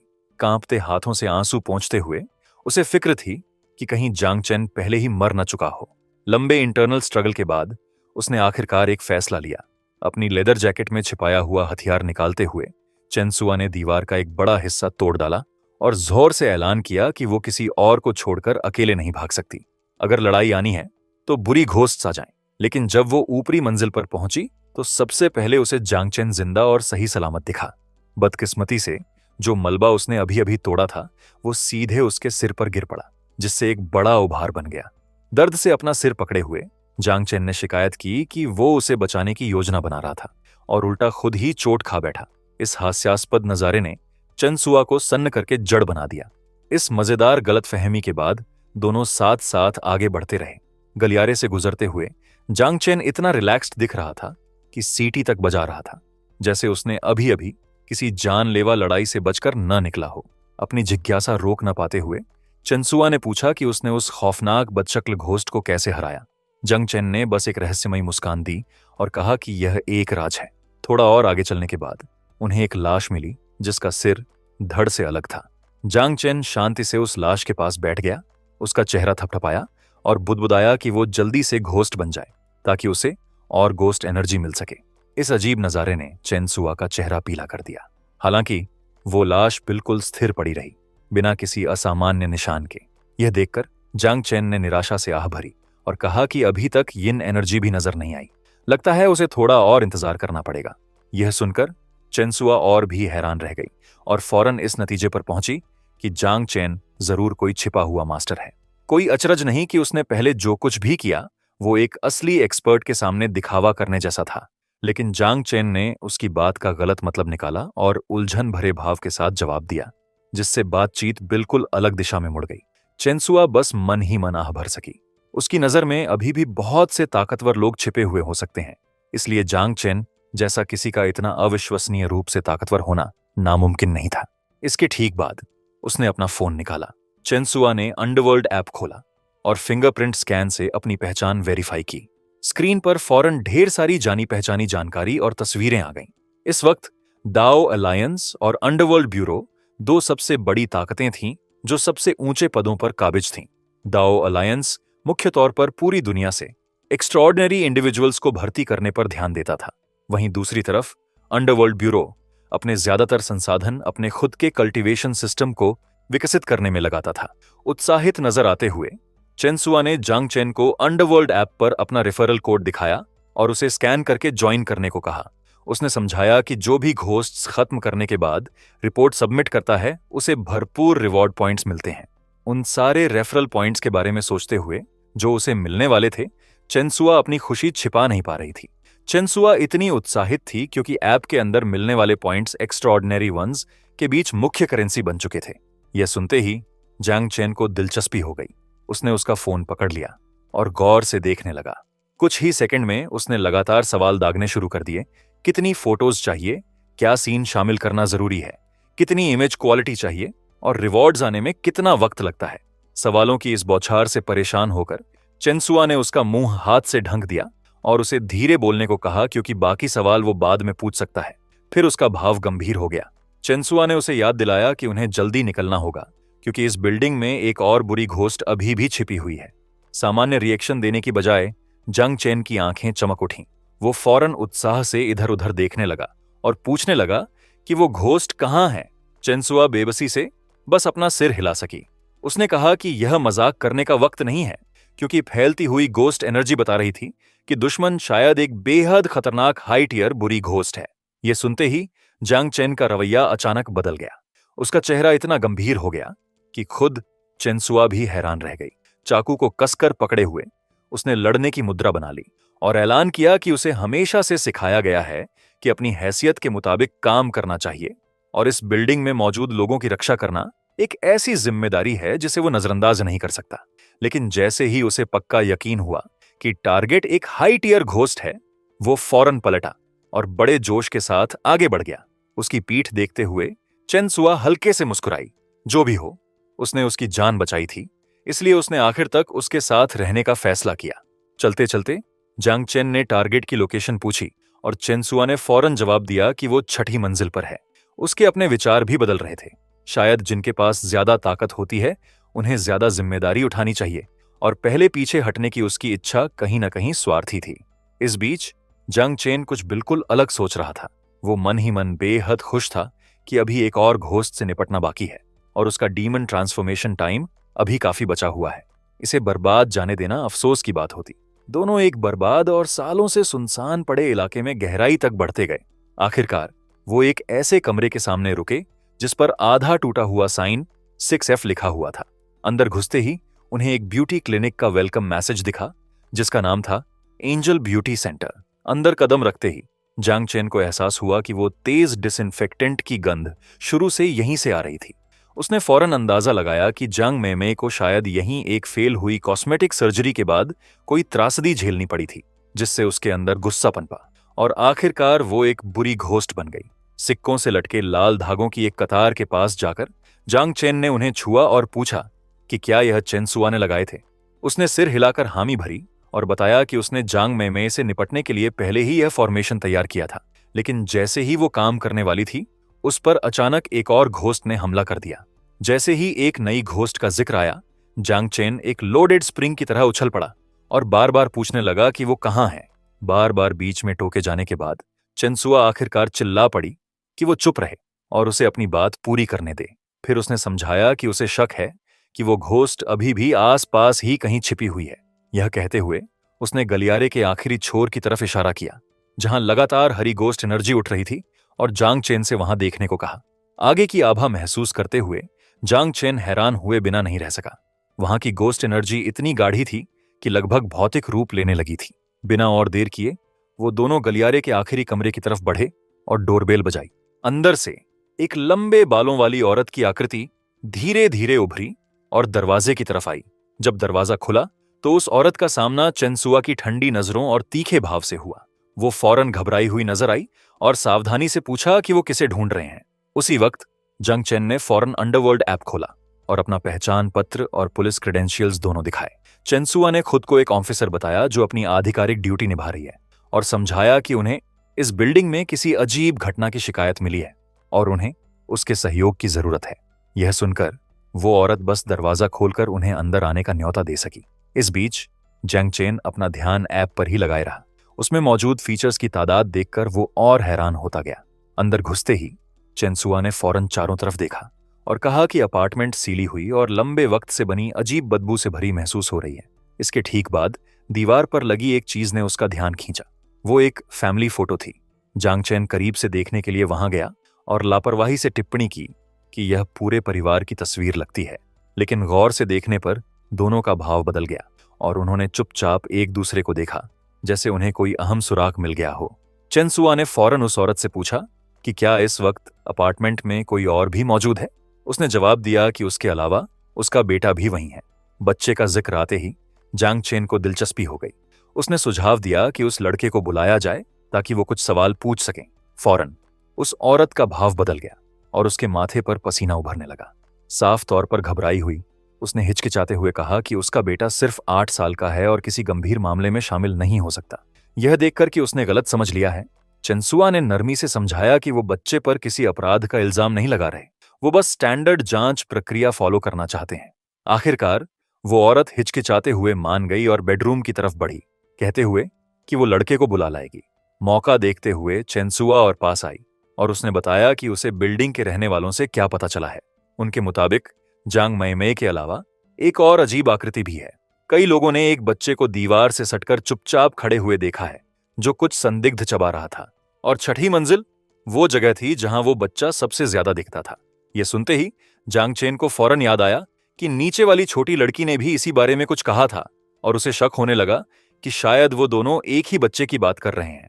जब वो अभी यह सोच ही रहा था, चेंसुआ ने आगे बताया कि उसे यह भी पता चला है कि पिछली घटनाओं के सारे पीड़ितों के इंटरनल ऑर्गन्स गायब थे, लेकिन इससे पहले कि वो अपनी बात पूरी कर पाती, दोनों चौंक गए।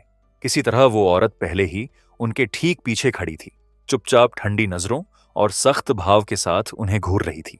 एक कर्कश आवाज में उसने कहा कि वो बच्चा अजनबियों से नहीं मिलता। अगर वो बात करना चाहते हैं तो वो खुद कमरे के अंदर आ सकते हैं। उसके अचानक सामने आने से अब भी हैरान होने के बावजूद चेंसुआ फौरन मान गई। बेडरूम के दरवाजे पर खड़े होकर उसने धीरे से उसे धकेला और अंदर जाने से पहले विनम्रता से इजाजत मांगी। शांत कमरे के अंदर एक जवान लड़का स्टडी डेस्क पर सही तरीके से बैठा था। उसके हाथों में एक किताब थी, लेकिन दरवाजे पर हलचल सुनते ही उसने फौरन साफ सावधानी के साथ नजर उठाकर देखा। जांग चेन और चेंसुआ को देखते ही लड़के ने पूछा कि वो क्यों आए हैं।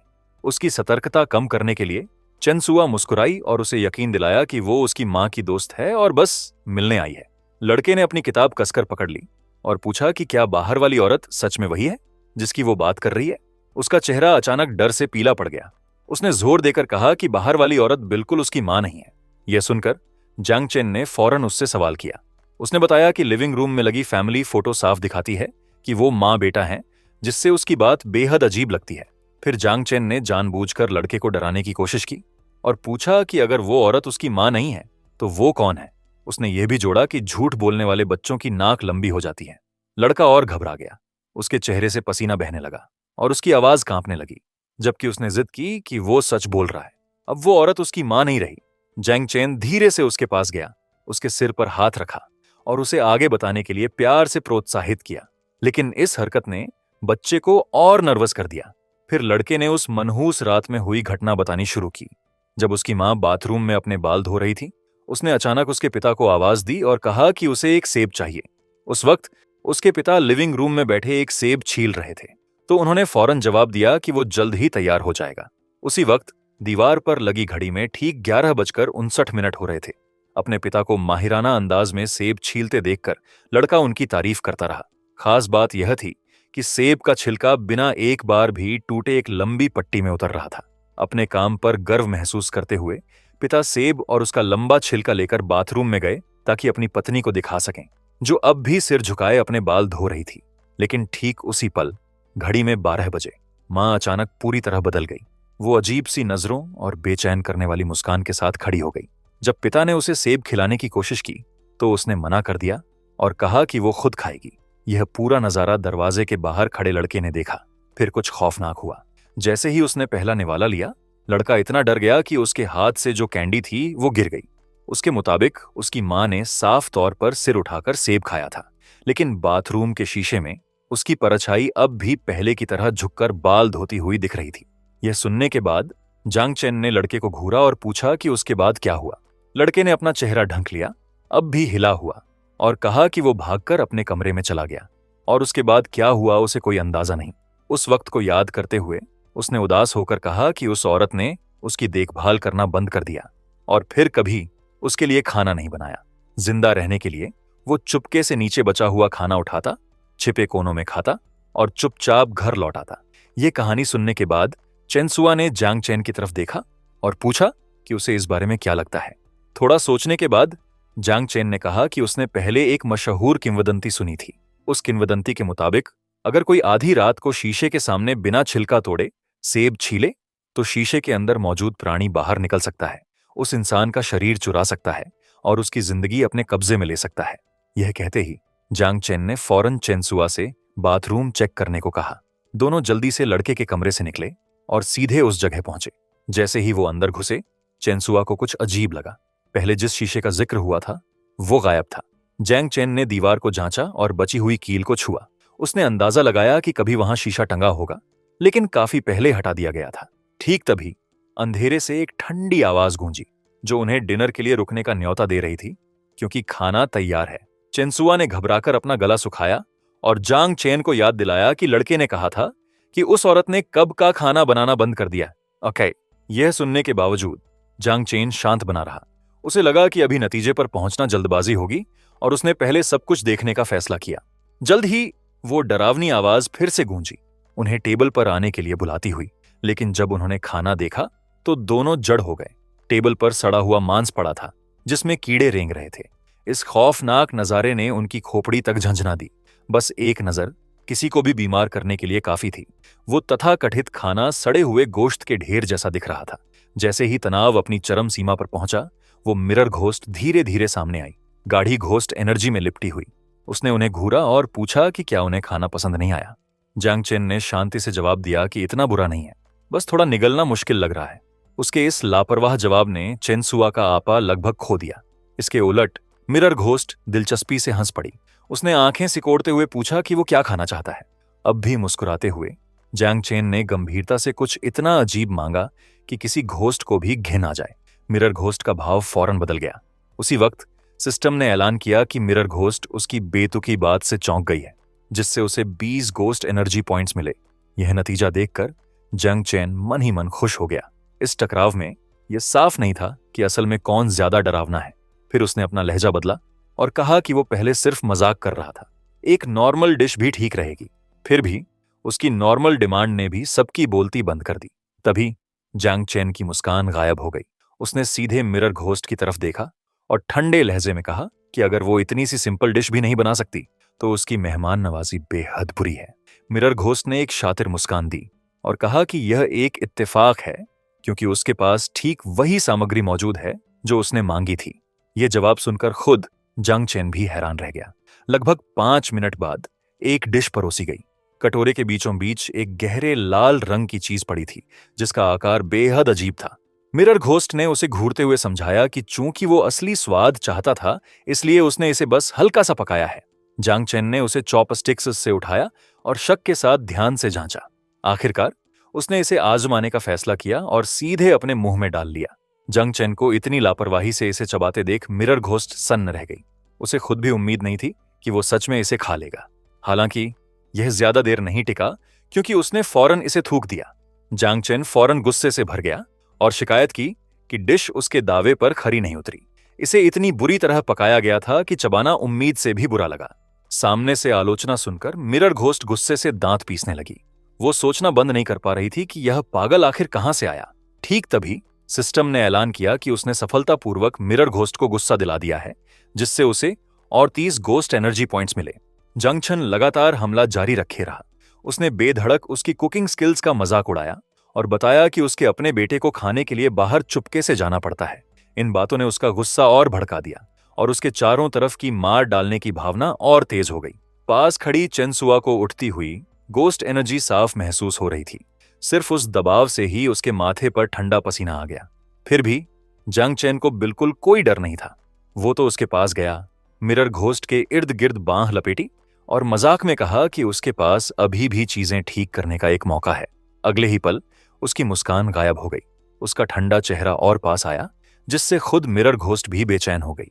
उसने पूछा कि क्या वो कम से कम पानी उबालने जितना सिंपल काम कर सकती है। यह कहते हुए जांग चेन ने उलझन में पड़े उस लड़के को मिरर घोस्ट के सामने खींच लिया और इशारा किया कि मुख्य सामग्री पहले से ही इस घर के अंदर मौजूद है। जांग चेन ने ठंडे स्वर में उस रेसिपी का वर्णन ऐसे किया जैसे वो डिनर की बात कर रहा हो। बस टारगेट की खाल उतारो, उसे उबलते पानी में डालो और 30% तक पकाओ। मिरर घोस्ट का चेहरा गुस्से से बिगड़ गया। उसकी आंखें हिंसक तरीके से फड़कने लगीं, जबकि उसकी पीली त्वचा पर अजीब बदलाव फैलने लगे। उसके मुंह के कोनों से धीरे धीरे नुकीले दांत निकलने लगे, जो घातक आरी जैसे ब्लेड्स की कतारों जैसे दिख रहे थे। उसके हाथ बेकाबू होकर कांपने लगे, जबकि उसका गुस्सा अपनी सीमा तक पहुंच गया। एक पल में मिरर घोस्ट ने अपना घिनौना असली रूप दिखाया और एक पागलों जैसी चीख छोड़ी। इस खौफनाक आवाज ने कांच के अनगिनत टुकड़े तोड़ डाले, जो गोलियों की तरह चेनसुआ की तरफ उड़े। यह देखकर चेनसुआ सन्न रह गई। जैसा उसे उम्मीद थी, यह साफ तौर पर एक पीक लेवल इविल स्पिरिट थी। जांग चेन हालांकि पूरी तरह रिलैक्स्ड बना रहा। उसने तो एक अजीब सा पोज भी बनाया, अपना कॉलर एक तरफ खींचा और मिरर घोस्ट का मजाक उड़ाया। क्या वो सच में सिर्फ कुछ मजाक से इतनी गुस्सा हो गई? इन शब्दों ने हालात और बिगाड़ दिए। मिरर घोस्ट चीखी और पागल औरत की तरह आगे झपट्टी, जबकि उसकी घोस्ट एनर्जी और ऊंची होती गई। उसकी ताकत लगातार बढ़ रही थी। अपने उकसाए हुए हाल में जांग चेन बस मुस्कुराया। वो कुछ तानों के बाद ही अपना आपा खो बैठी, तो आगे लड़ते रहने की ताकत उसे कहां से मिलेगी? इस मोड़ पर उसने खेलना बंद करके गंभीर होने का फैसला किया। अपनी बात खत्म करते ही जांग चेन ने स्कारलेट रिफाइनमेंट बैरियर छोड़ी, जिससे अनगिनत विशाल कांटे तेजी से आगे बढ़े। इस हमले में खौफनाक विनाशकारी ताकत थी, जिससे बिल्डिंग का एक हिस्सा हिल गया और बुरी तरह क्षतिग्रस्त हो गया। अजीब बात यह थी कि मिरर घोस्ट बिल्कुल स्थिर खड़ी रही, जैसे वो जम गई हो। फिर वो अचानक दहाड़ी और अपनी पूरी ताकत से अपनी शक्ति छोड़ी, जिससे जांग चेन का हमला सीधे टकराव में कुचल गया। खुद जांग चेन भी हैरान रह गया और चुपचाप मान लिया कि उसका विरोधी सच में ताकतवर है। इससे पहले कि वो आगे कुछ सोच पाता, मिरर घोस्ट फिर से दहाड़ी और हैरतअंगेज रफ्तार से उस पर झपटी। उसी पल जांग चेन ने अचानक घबराया हुआ भाव दिखाया, जैसे वो अब बच नहीं सकता। यह मौका देखकर मिरर घोस्ट ने पास आते हुए एक शातिर मुस्कान दिखाई। उसकी ठंडी आंखों में जांग चेन का डरा हुआ सा दिखता चेहरा झलक रहा था। उसी पल मिरर घोस्ट की नजरों में छिपा अजीब जादू सीधे उसके दिमाग में घुस गया। जांग चेन की चेतना धुंधली पड़ने लगी, उसकी आंखें बेजान होने लगीं, जबकि उसका होश खोता जा रहा था। फिर भी उस सबसे खतरनाक पल में उसने एक हाथ उठाकर उस लड़के की आंखें ढंक दी। उसी वक्त उसने जोर से सबको चेतावनी दी कि कोई भी सीधे उसकी आंखों में न देखे। यह मौका देखते ही मिरर घोस्ट ने जांग चेन को सिर से पकड़ लिया और उसे हवा में उठा लिया, उसकी पहले की घमंड भरी बातों पर हंसते हुए। जांग चेन की आंखें पीछे की तरफ लुढ़क गईं, जबकि भारी दबाव से उसका पसीना बहने लगा। उस हालत में भी उसके चेहरे के दोनों तरफ धकती लाल शल्कें बनने लगीं। उसके सिर में तेज दर्द उभरा, जैसे उसकी खोपड़ी किसी भी वक्त फट सकती हो। वो लाल शल्कें फैलती गईं जब तक उन्होंने उसकी आंखों को ढंक नहीं लिया। सौभाग्य से उसने अपनी नजर को स्कारलेट रिफाइनमेंट आर्मर से पहले ही सुरक्षित कर लिया था। उस नाजुक पल में जांग चेन ने फौरन अपना हाथ आगे बढ़ाया, लड़ाई जल्दी खत्म करने की ठानते हुए। उसे पता था कि सम्मोहन का एक और राउंड तबाही ला सकता है। उसकी बांह से फौरन एक गहरा लाल सांप निकल आया। जोरदार चीख के साथ twin Python giant strength activate हुई, जिससे एक विशाल स्टील स्केल्ड लाल अजगर बुलाया गया। वो विशाल अजगर बिजली की तरह आगे बढ़ा। उसका भारी दबाव मिरर घोस्ट को चौंका गया और उसे पीछे हटने पर मजबूर कर दिया। इसके बाद हुई टक्कर इतनी जबरदस्त थी कि उसने न सिर्फ इलाके को हिला दिया, बल्कि बाथरूम का दरवाजा भी उड़ा दिया। इतनी ताकत से सावधान होने के बावजूद मिरर घोस्ट फिर भी उसका मजाक उड़ाती रही। उसकी नजर में उसके पास सिर्फ ताकत थी और वो उसे पकड़ने के लिए बहुत ज्यादा धीमा था। जांग चेन अब धकती लाल लपटों से ढंका हुआ था। हल्की मुस्कान के साथ उसने पूछा कि क्या यह मूव सच में इतनी धीमी है, तो फिर इसे ट्विन पाइथन जायंट स्ट्रेंथ क्यों कहा जाता है? ये बोलते ही मिरर घोस्ट के रास्ते में अचानक एक और विशाल अजगर आ खड़ा हुआ। उसकी खौफनाक फुफकार ऐसे लगी जैसे वो पहले से ही वहां इंतजार कर रहा हो, जिससे उसका चेहरा पीला पड़ गया। इससे पहले कि वो कुछ रिएक्ट कर पाती, वो विशाल अजगर आगे झपटा और उसके शरीर के चारों तरफ कसकर लिपट गया। शुरुआत में उसने बेबसी से मदद की गुहार लगाई। जल्द ही सिर्फ दबी हुई आवाजें ही बाकी रह गईं। उसकी सांस रुक गई, उसकी आंखें सफेद होकर पलट गईं, उसके मुंह से खून बहने लगा और उसकी जुबान बाहर लटक गई। सिस्टम ने फौरन ऐलान किया कि मिरर घोस्ट को अपने अस्तित्व पर पछतावा हो रहा है, जिससे जांग चेन को और 95 गोस्ट एनर्जी पॉइंट्स मिले। अपने शरीर को कुचला जाता महसूस करते हुए मिरर घोस्ट ने बेतहाशा छटपटाया, लेकिन कोई फायदा नहीं हुआ। वो बस दहशत में चीख सकती थी कि उसका शरीर आधा फटने वाला है। उसकी यह चेतावनी जल्द ही सच हो गई, क्योंकि उस अजगर ने उसका शरीर कुचलकर अलग कर दिया, जिससे चारों तरफ खून बिखर गया। उसकी लाश के दोनों टुकड़े फर्श पर गिरे, एक खौफनाक नजारा बनाते हुए। अपने दोनों सांपों को वापस बुलाने के बाद जांग चेन ने उस लाश को देखा और महसूस किया कि टुकड़ों में बंटने के बावजूद वो पूरी तरह मरी नहीं थी। पूरी लड़ाई देखने के बाद चेन सुआ अपनी तारीफ छिपा नहीं पाई। वो सच में यह जानने के लिए उत्सुक थी कि जांग चेन ने अभी अभी कौन सी एबिलिटी इस्तेमाल की थी। लेकिन उसी पल मिरर घोस्ट के अवशेषों से एक अजीब हरी रोशनी उभरी। वो चमक तेजी से उसके शरीर को फिर से जोड़ने और दोबारा बनाने लगी, जबकि वो पीड़ा भरी चीखें छोड़ती रही। यह देखते ही चेन सुआ ने फौरन चेतावनी दी कि एक पीक लेवल ईविल स्पिरिट को इतनी आसानी से मारा नहीं जा सकता। यह चेतावनी सुनने के बावजूद जांग चेन पूरी तरह रिलैक्स्ड बना रहा। उसने तो एक नकली डरा हुआ भाव भी बनाया और उसे चिढ़ाना जारी रखा। इसके ठीक बाद उसने चेन सुआ से युद्ध क्षेत्र से और दूर हटने को कहा। फिर जांग चेन ने ट्विन सरपेंट्स की तस्वीर वाला एक खास हथियार बुलाया। उसके सामने मिरर घोस्ट एक और ट्रांसफॉर्मेशन से गुजरी, क्योंकि उसकी पीठ से पंखों की एक जोड़ी उग आई। म्यूटेशन खत्म होते ही वो भारी हिंसक ताकत के साथ आगे झपटी, यहां तक कि जांग चेन के धधकते लाल लपटों के समंदर के अंदर भी मिरर घोस्ट बिगड़े चेहरे और डरावनी लंबी जुबान के साथ आगे झपटी। जांग चेन ने हल्के से अपना सिर झुकाया और आखिरी निर्णायक टक्कर के लिए तैयार हो गया। सफेद आंखों और उस्तरे जैसे तेज दांतों के साथ मिरर घोस्ट ने हैरतअंगेज रफ्तार से हमला किया। जांग चेन ने अपने हथियार को कसकर पकड़ा और लगातार हमलों को रोका। साथ ही phantom killing scarlet irons activate कर दिया। दोनों के बीच की लड़ाई बेहद तीव्र हो गई। कुछ पलों के लिए जांग चेन नुकसान में लगने लगा। एक जबरदस्त वार से वो पीछे की तरफ उछल गया। उसके पैर फर्श पर घिसटते हुए चिंगारियां छोड़ते रहे, इससे पहले कि वो एक दीवार से टकरा गया। मिरर घोस्ट ने फौरन एक और जोरदार लात मारी। बार बार हुई इन टक्करों के बाद जांग चेन के हथियार पर छोटी छोटी दरारें पड़ने लगीं, जिससे वो आखिरकार सच में गुस्सा हो गया। मिरर घोस्ट ने उसे तिरस्कार से देखा। उसके पंजों के चारों तरफ हरी लपटें झिलमिलाने लगीं, जबकि वो उसका मजाक उड़ाती रही कि वो इतनी कम ताकत के साथ मौत की लड़ाई की बात करने की हिम्मत कैसे करता है। हालांकि ठीक तभी जब वो खुद पर गर्व महसूस कर रही थी, उसकी बांह अचानक कई टुकड़ों में कट गई। इस अप्रत्याशित हमले ने उसे अपने कटे हुए अंग को हैरानी से घूरते हुए छोड़ दिया। लाल लपटों के समंदर से घिरी मिरर घोस्ट को आखिरकार असली डर महसूस हुआ। वो पलटी और भाग निकली, यह मानते हुए कि पीछे हटना ही अभी सबसे समझदारी भरा फैसला है।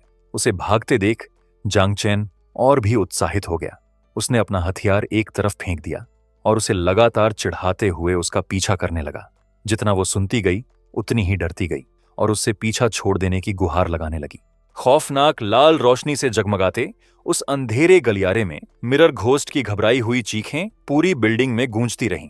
नीचे शाओ लगातार होते शोर से चिढ़ गई और अपनी मां से शिकायत करने लगी कि ऊपर वाले लोग बहुत हंगामा मचा रहे हैं।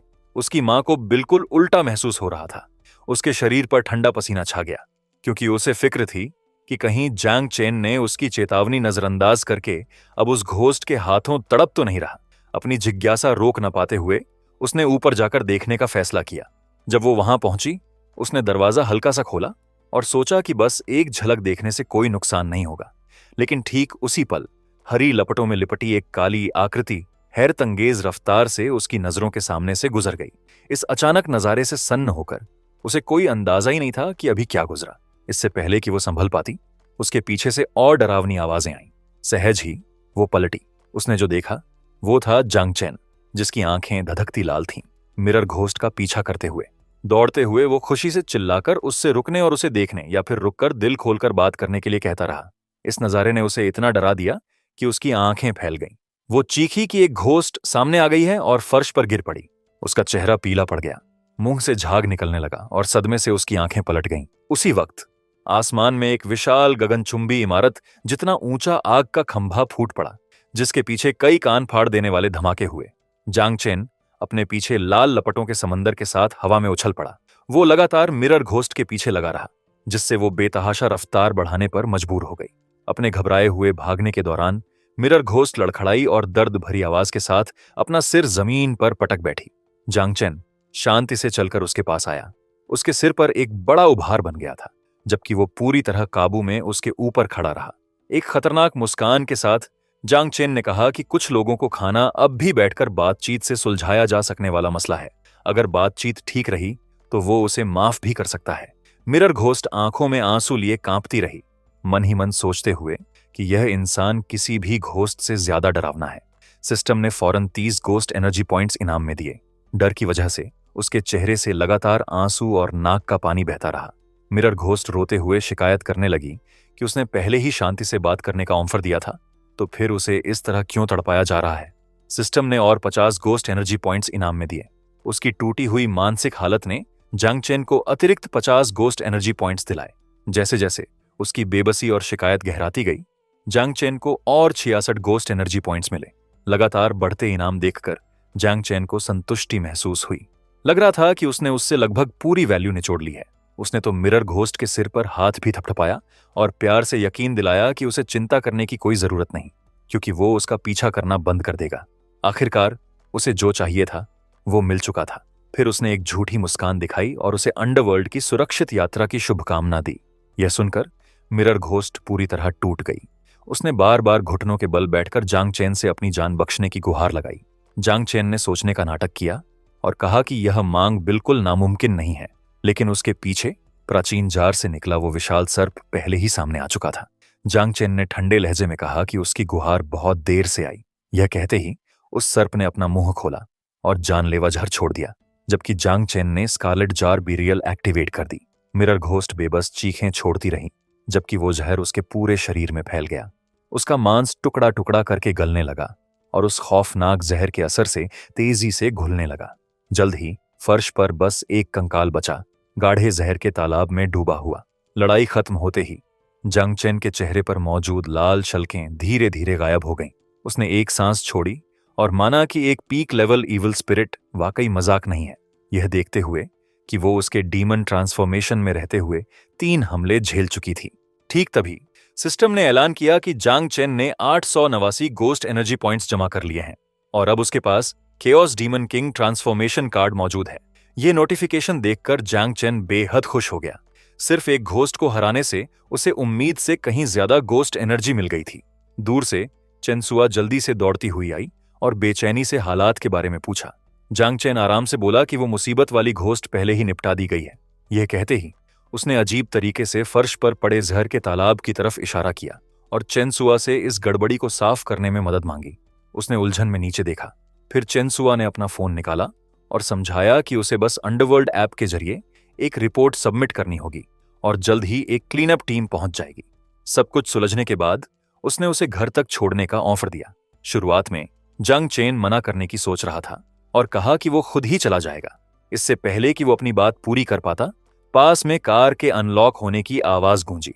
उसके सामने एक शानदार लग्जरी पीली कार खड़ी थी। उसे देखते ही जांग चेन का भाव बदल गया। वो चमकती आंखों के साथ उसके पास गया और कहा कि चेनसुआ अनपेक्षित रूप से बेहद अमीर है। यह सुनकर वो हल्के से शर्मा गई और जल्दी से समझाया कि उसने यह कार अपनी खुद की कमाई से खरीदी है। उसके मुताबिक हर अंडरवर्ल्ड पॉइंट की कीमत 10,000 युआन होती है। यह सुनते ही जांग चेन ने फौरन अपना फोन निकालकर अपना अकाउंट चेक किया। ऐप में लॉगिन करने के बाद उसने देखा कि उसका मौजूदा बैलेंस 150 पॉइंट्स है। हिसाब लगाने के बाद जांग चेन इतना उत्साहित हो गया कि वो लगभग अपनी सीट से उछल पड़ा। अचानक उसके हाथ में एक बड़ी दौलत आ गई थी। पहले कूल बनने और मना करने की कोशिश करने के बावजूद आखिरकार उसने ईमानदारी से वो राइड स्वीकार कर ली। घर वापसी के रास्ते में जांग चेन पीछे टिककर खिड़की के बाहर गुजरते नजारों को देखता रहा। चूंकि कार में खामोशी थी, चेनसुआ ने पहल करते हुए उसके रहस्यमयी दादा के बारे में पूछा। जांग चेन ने अपनी ठोड़ी हाथ पर टिकाई और कहा कि उसके दादा ने उसे कभी कोई पर्सनल डिटेल शेयर करने की इजाजत नहीं दी। असल में जांग चेन जानता था कि वो बूढ़ा आदमी बस एक फ्यूनरल होम वर्कर था। हालांकि चेनसुआ ने इसे बिल्कुल अलग तरीके से समझा। उसे यकीन हो गया कि उसका दादा असल में एक अविश्वसनीय ताकत वाला छिपा हुआ मास्टर है। उसका मानना था कि उस बूढ़े आदमी की चेतावनियां जांग चेन को सुपरनैचुरल दुनिया के खतरनाक टकरावों से दूर रखने के लिए थीं। परिवार से जुड़ी बातों को आगे न बढ़ाने की इच्छा से जांग चेन ने विषय बदलकर उस चीज पर बात शुरू की जिसमें उसकी ज्यादा दिलचस्पी थी, डाओ अलायंस और अंडरवर्ल्ड। उसे हैरानी थी कि एक साथ 2 बड़े कानून व्यवस्था संगठन क्यों मौजूद हैं। गाड़ी चलाते हुए चेनसुआ ने समझाया कि शुरुआती दिनों में पूरी सुपरनैचुरल दुनिया सिर्फ डाओ अलायंस के हाथों में थी। उसके मुताबिक लगभग 100 साल पहले अंडरवर्ल्ड अचानक ताकत में उभर आया। अपनी विशाल ताकत और ढेरों एक्सपर्ट्स की बदौलत उसने धीरे धीरे डाओ अलायंस की कुछ जिम्मेदारियां अपने हाथ में ले लीं। इस व्यवस्था की बदौलत डाओ अलायंस पर पड़ने वाला बोझ काफी हल्का हो गया। यह सुनने के बाद जांग चेन उलझन में पड़ गया। उसकी नजर में दूसरे ग्रुप को ताकत खोने से नाराजगी होनी चाहिए क्या थी। चेनसुआ ने सिर हिलाते हुए कहा कि जितनी ऊंची पोजीशन होती है उतनी ही बड़ी जिम्मेदारी होती है। लीडर्स अक्सर सबसे ज्यादा तकलीफ उठाते हैं। जब भी यिन एनर्जी बड़े पैमाने पर फूटती है, जिंदा लोगों की दुनिया भी बुरी तरह प्रभावित होती है। यह बताते हुए उसका भाव गंभीर हो गया। लीडर्स के पास इन तबाहियों को दबाने के लिए सुपरनैचुरल एक्सपर्ट्स भेजने के अलावा कोई चारा नहीं होता। हालांकि इनमें से कई मिशन लगभग मौत की सजा के बराबर होते हैं, फिर भी जांग चेन को पूरी तरह समझ नहीं आया कि लिविंग रिस्ट्रिक्टेड जोन आखिर क्या होता है। जैसे ही वो ध्यान से सुन रहा था, उसके फोन पर अचानक एक नोटिफिकेशन आई। अंडरवर्ल्ड ऐप खोलते ही उसे फौरन एक इमरजेंसी अलर्ट दिखी। यिन एनर्जी उम्मीद से पहले फूट पड़ी थी, जिससे एक रिस्ट्रिक्टेड जोन के अंदर उथल पुथल मच गई थी। सी रैंक और उससे ऊपर के सभी एक्सपर्ट्स को सपोर्ट देने का आदेश दिया गया था। चेनसुआ ने हल्के से भौहें सिकोड़ी और समझाया कि लिविंग रिस्ट्रिक्टेड जोन असल में एक ऐसा रास्ता है जो सीधे एक ऐसी दुनिया से जुड़ा है जो अजीब और खतरनाक प्राणियों से भरी है। उसने आगे बताया कि दुनिया में ऐसी सिर्फ 6 जगहें मौजूद हैं और उनका खतरा लेवल एसएसएस जितना ऊंचा माना जाता है। इस दुनिया का power ranking system E- rank से लेकर S रैंक तक फैला हुआ है और इसका इस्तेमाल सुपरनैचुरल एक्सपर्ट्स एंड घोस्ट्स दोनों के लिए होता है। यहां तक कि गोस्ट किंग्स, जो सबसे खौफनाक प्राणियों में गिने जाते हैं, वो भी सिर्फ S रैंक में आते हैं। यह सुनकर जंग चेन सच में हैरान रह गया। उसे कभी उम्मीद नहीं थी कि एक लिविंग रिस्ट्रिक्टेड जोन एक गोस्ट किंग से पूरे 2 रैंक ऊपर होगा।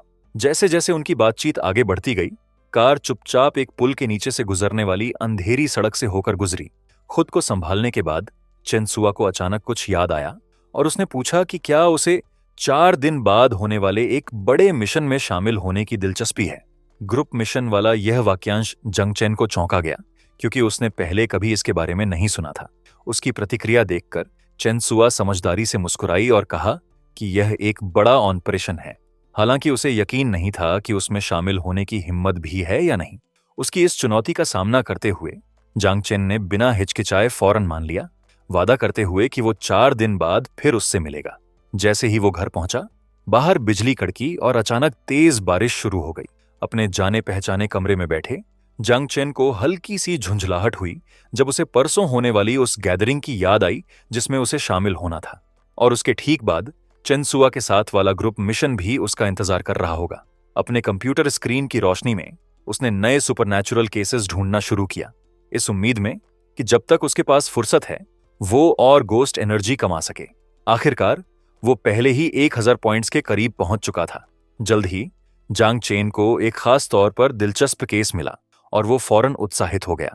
यह एक हॉस्पिटल में हुई एक रहस्यमयी घटना थी।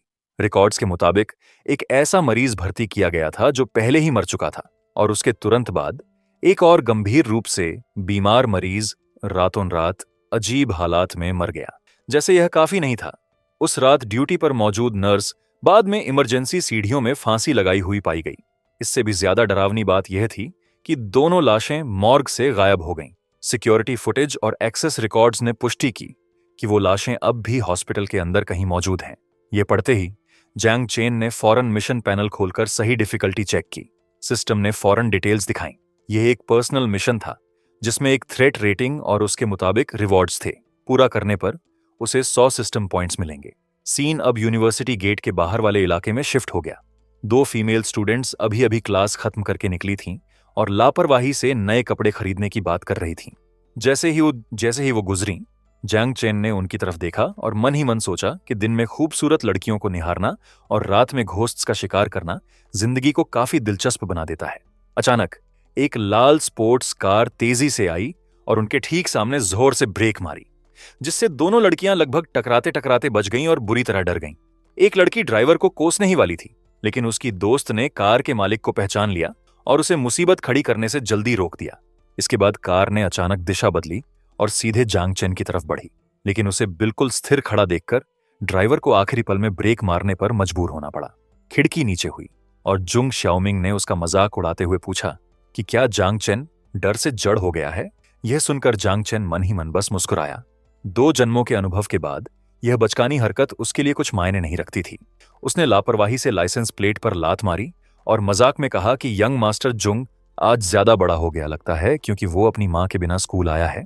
यह कहते ही उसने एक नाजुक नस दबा दी। जुंग शाओमिंग का चेहरा तुरंत गुस्से से काला पड़ गया क्योंकि उसका दिल गुस्से से भर गया। उसका गुस्सा फूट पड़ा और उसने फौरन अपने पैर के पास मौजूद एक कंट्रोल बटन दबा दिया। खुशकिस्मती से वो एक्सीलरेटर नहीं था, वरना जांग चेन को गंभीर चोट लग सकती थी।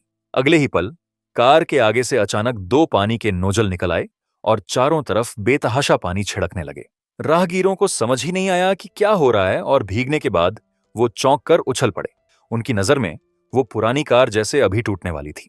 जांग चेन पूरी तरह शांत बना रहा। यह तमाशा देखते हुए वो मुस्कुराया और उसे इतनी सस्ती चाल आज जमाने के लिए चिढ़ाया। यह कहते ही जांग चेन की आंखों में एक अजीब हरी चमक उभरी। उसका विरोधी अभी भी बहुत ज्यादा अनुभवहीन था। उसके पीछे एक खून जैसी लाल सांप की परछाई धीरे धीरे उभरी और एक खौफनाक आभा छोड़ी। जुंग शाओमिंग को अचानक अपनी गर्दन पर कुछ ठंडा सा महसूस हुआ, जबकि उसके कानों के पास एक कंपाने वाली फुफकार गूंजी।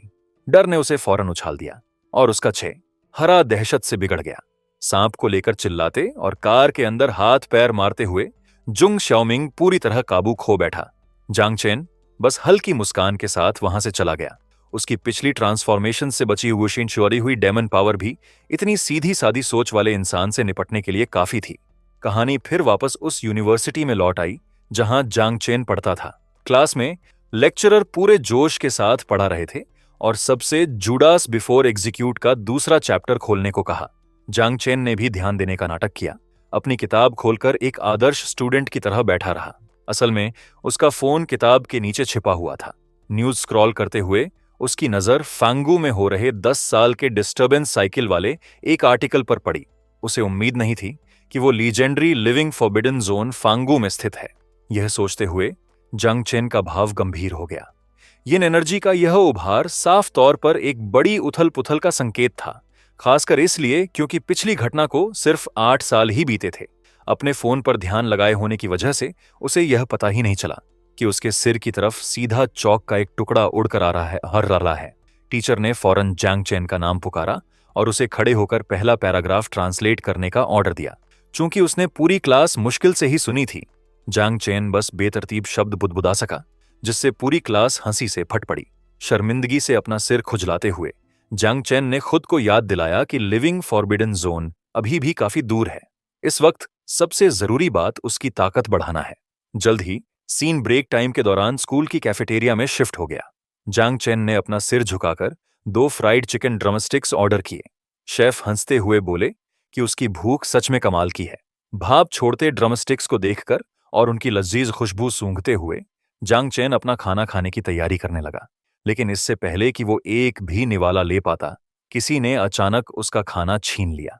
दोषी निकले जाने पहचाने जोड़े ली जे और जांग हू, जो न जाने कैसे वहां आ गए और उसका लंच चुरा लिया। उनकी अजीब हरकत देखकर जांग चेन ने जिज्ञासा से पूछा कि उसने हाल ही में ऐसा क्या किया है जिससे वो इतनी हिम्मत करके फिर से उसके सामने आ गए हैं। एक ड्रमस्टिक चबाते हुए ली जे ने जवाब दिया कि दूसरे लोग शायद जुंग श्याओमिंग से डरते हों, लेकिन वो उसे बिल्कुल गंभीरता से नहीं लेता। जांग चेन ने तंज भरी मुस्कान के साथ उसका मजाक उड़ाया। अगर वो सच में इतना निडर है तो अपने साथ जांग हू को बॉडीगार्ड के तौर पर क्यों लाया थी है। ली जे फौरन हंस पड़ा और कहा कि यही तो वजह है जिससे उसे इतना भरोसा है। उसी पल जांग हू के चारों तरफ धकती हुई फायर एनर्जी की लहरें उभरने लगीं। इसके बावजूद वो शांत बना रहा और दावा किया कि कोई भी उसे डरा नहीं सकता, यहां तक कि खुद जांग चेन भी नहीं। जांग हू के चारों तरफ हल्की सी स्पिरिचुअल आभा देखते हुए जांग चेन को फौरन कुछ असामान्य महसूस हुआ। यह लड़का साफ तौर पर कोई आम इंसान नहीं था। एक्स्ट्रा मुसीबत न चाहते हुए जांग चेन ने हाथ हिलाया। अकेले जुंग श्याओमिंग से निपटना आसान था, तो उन्हें कहीं और खाना खाना चाहिए और उसे परेशान करना बंद करना चाहिए।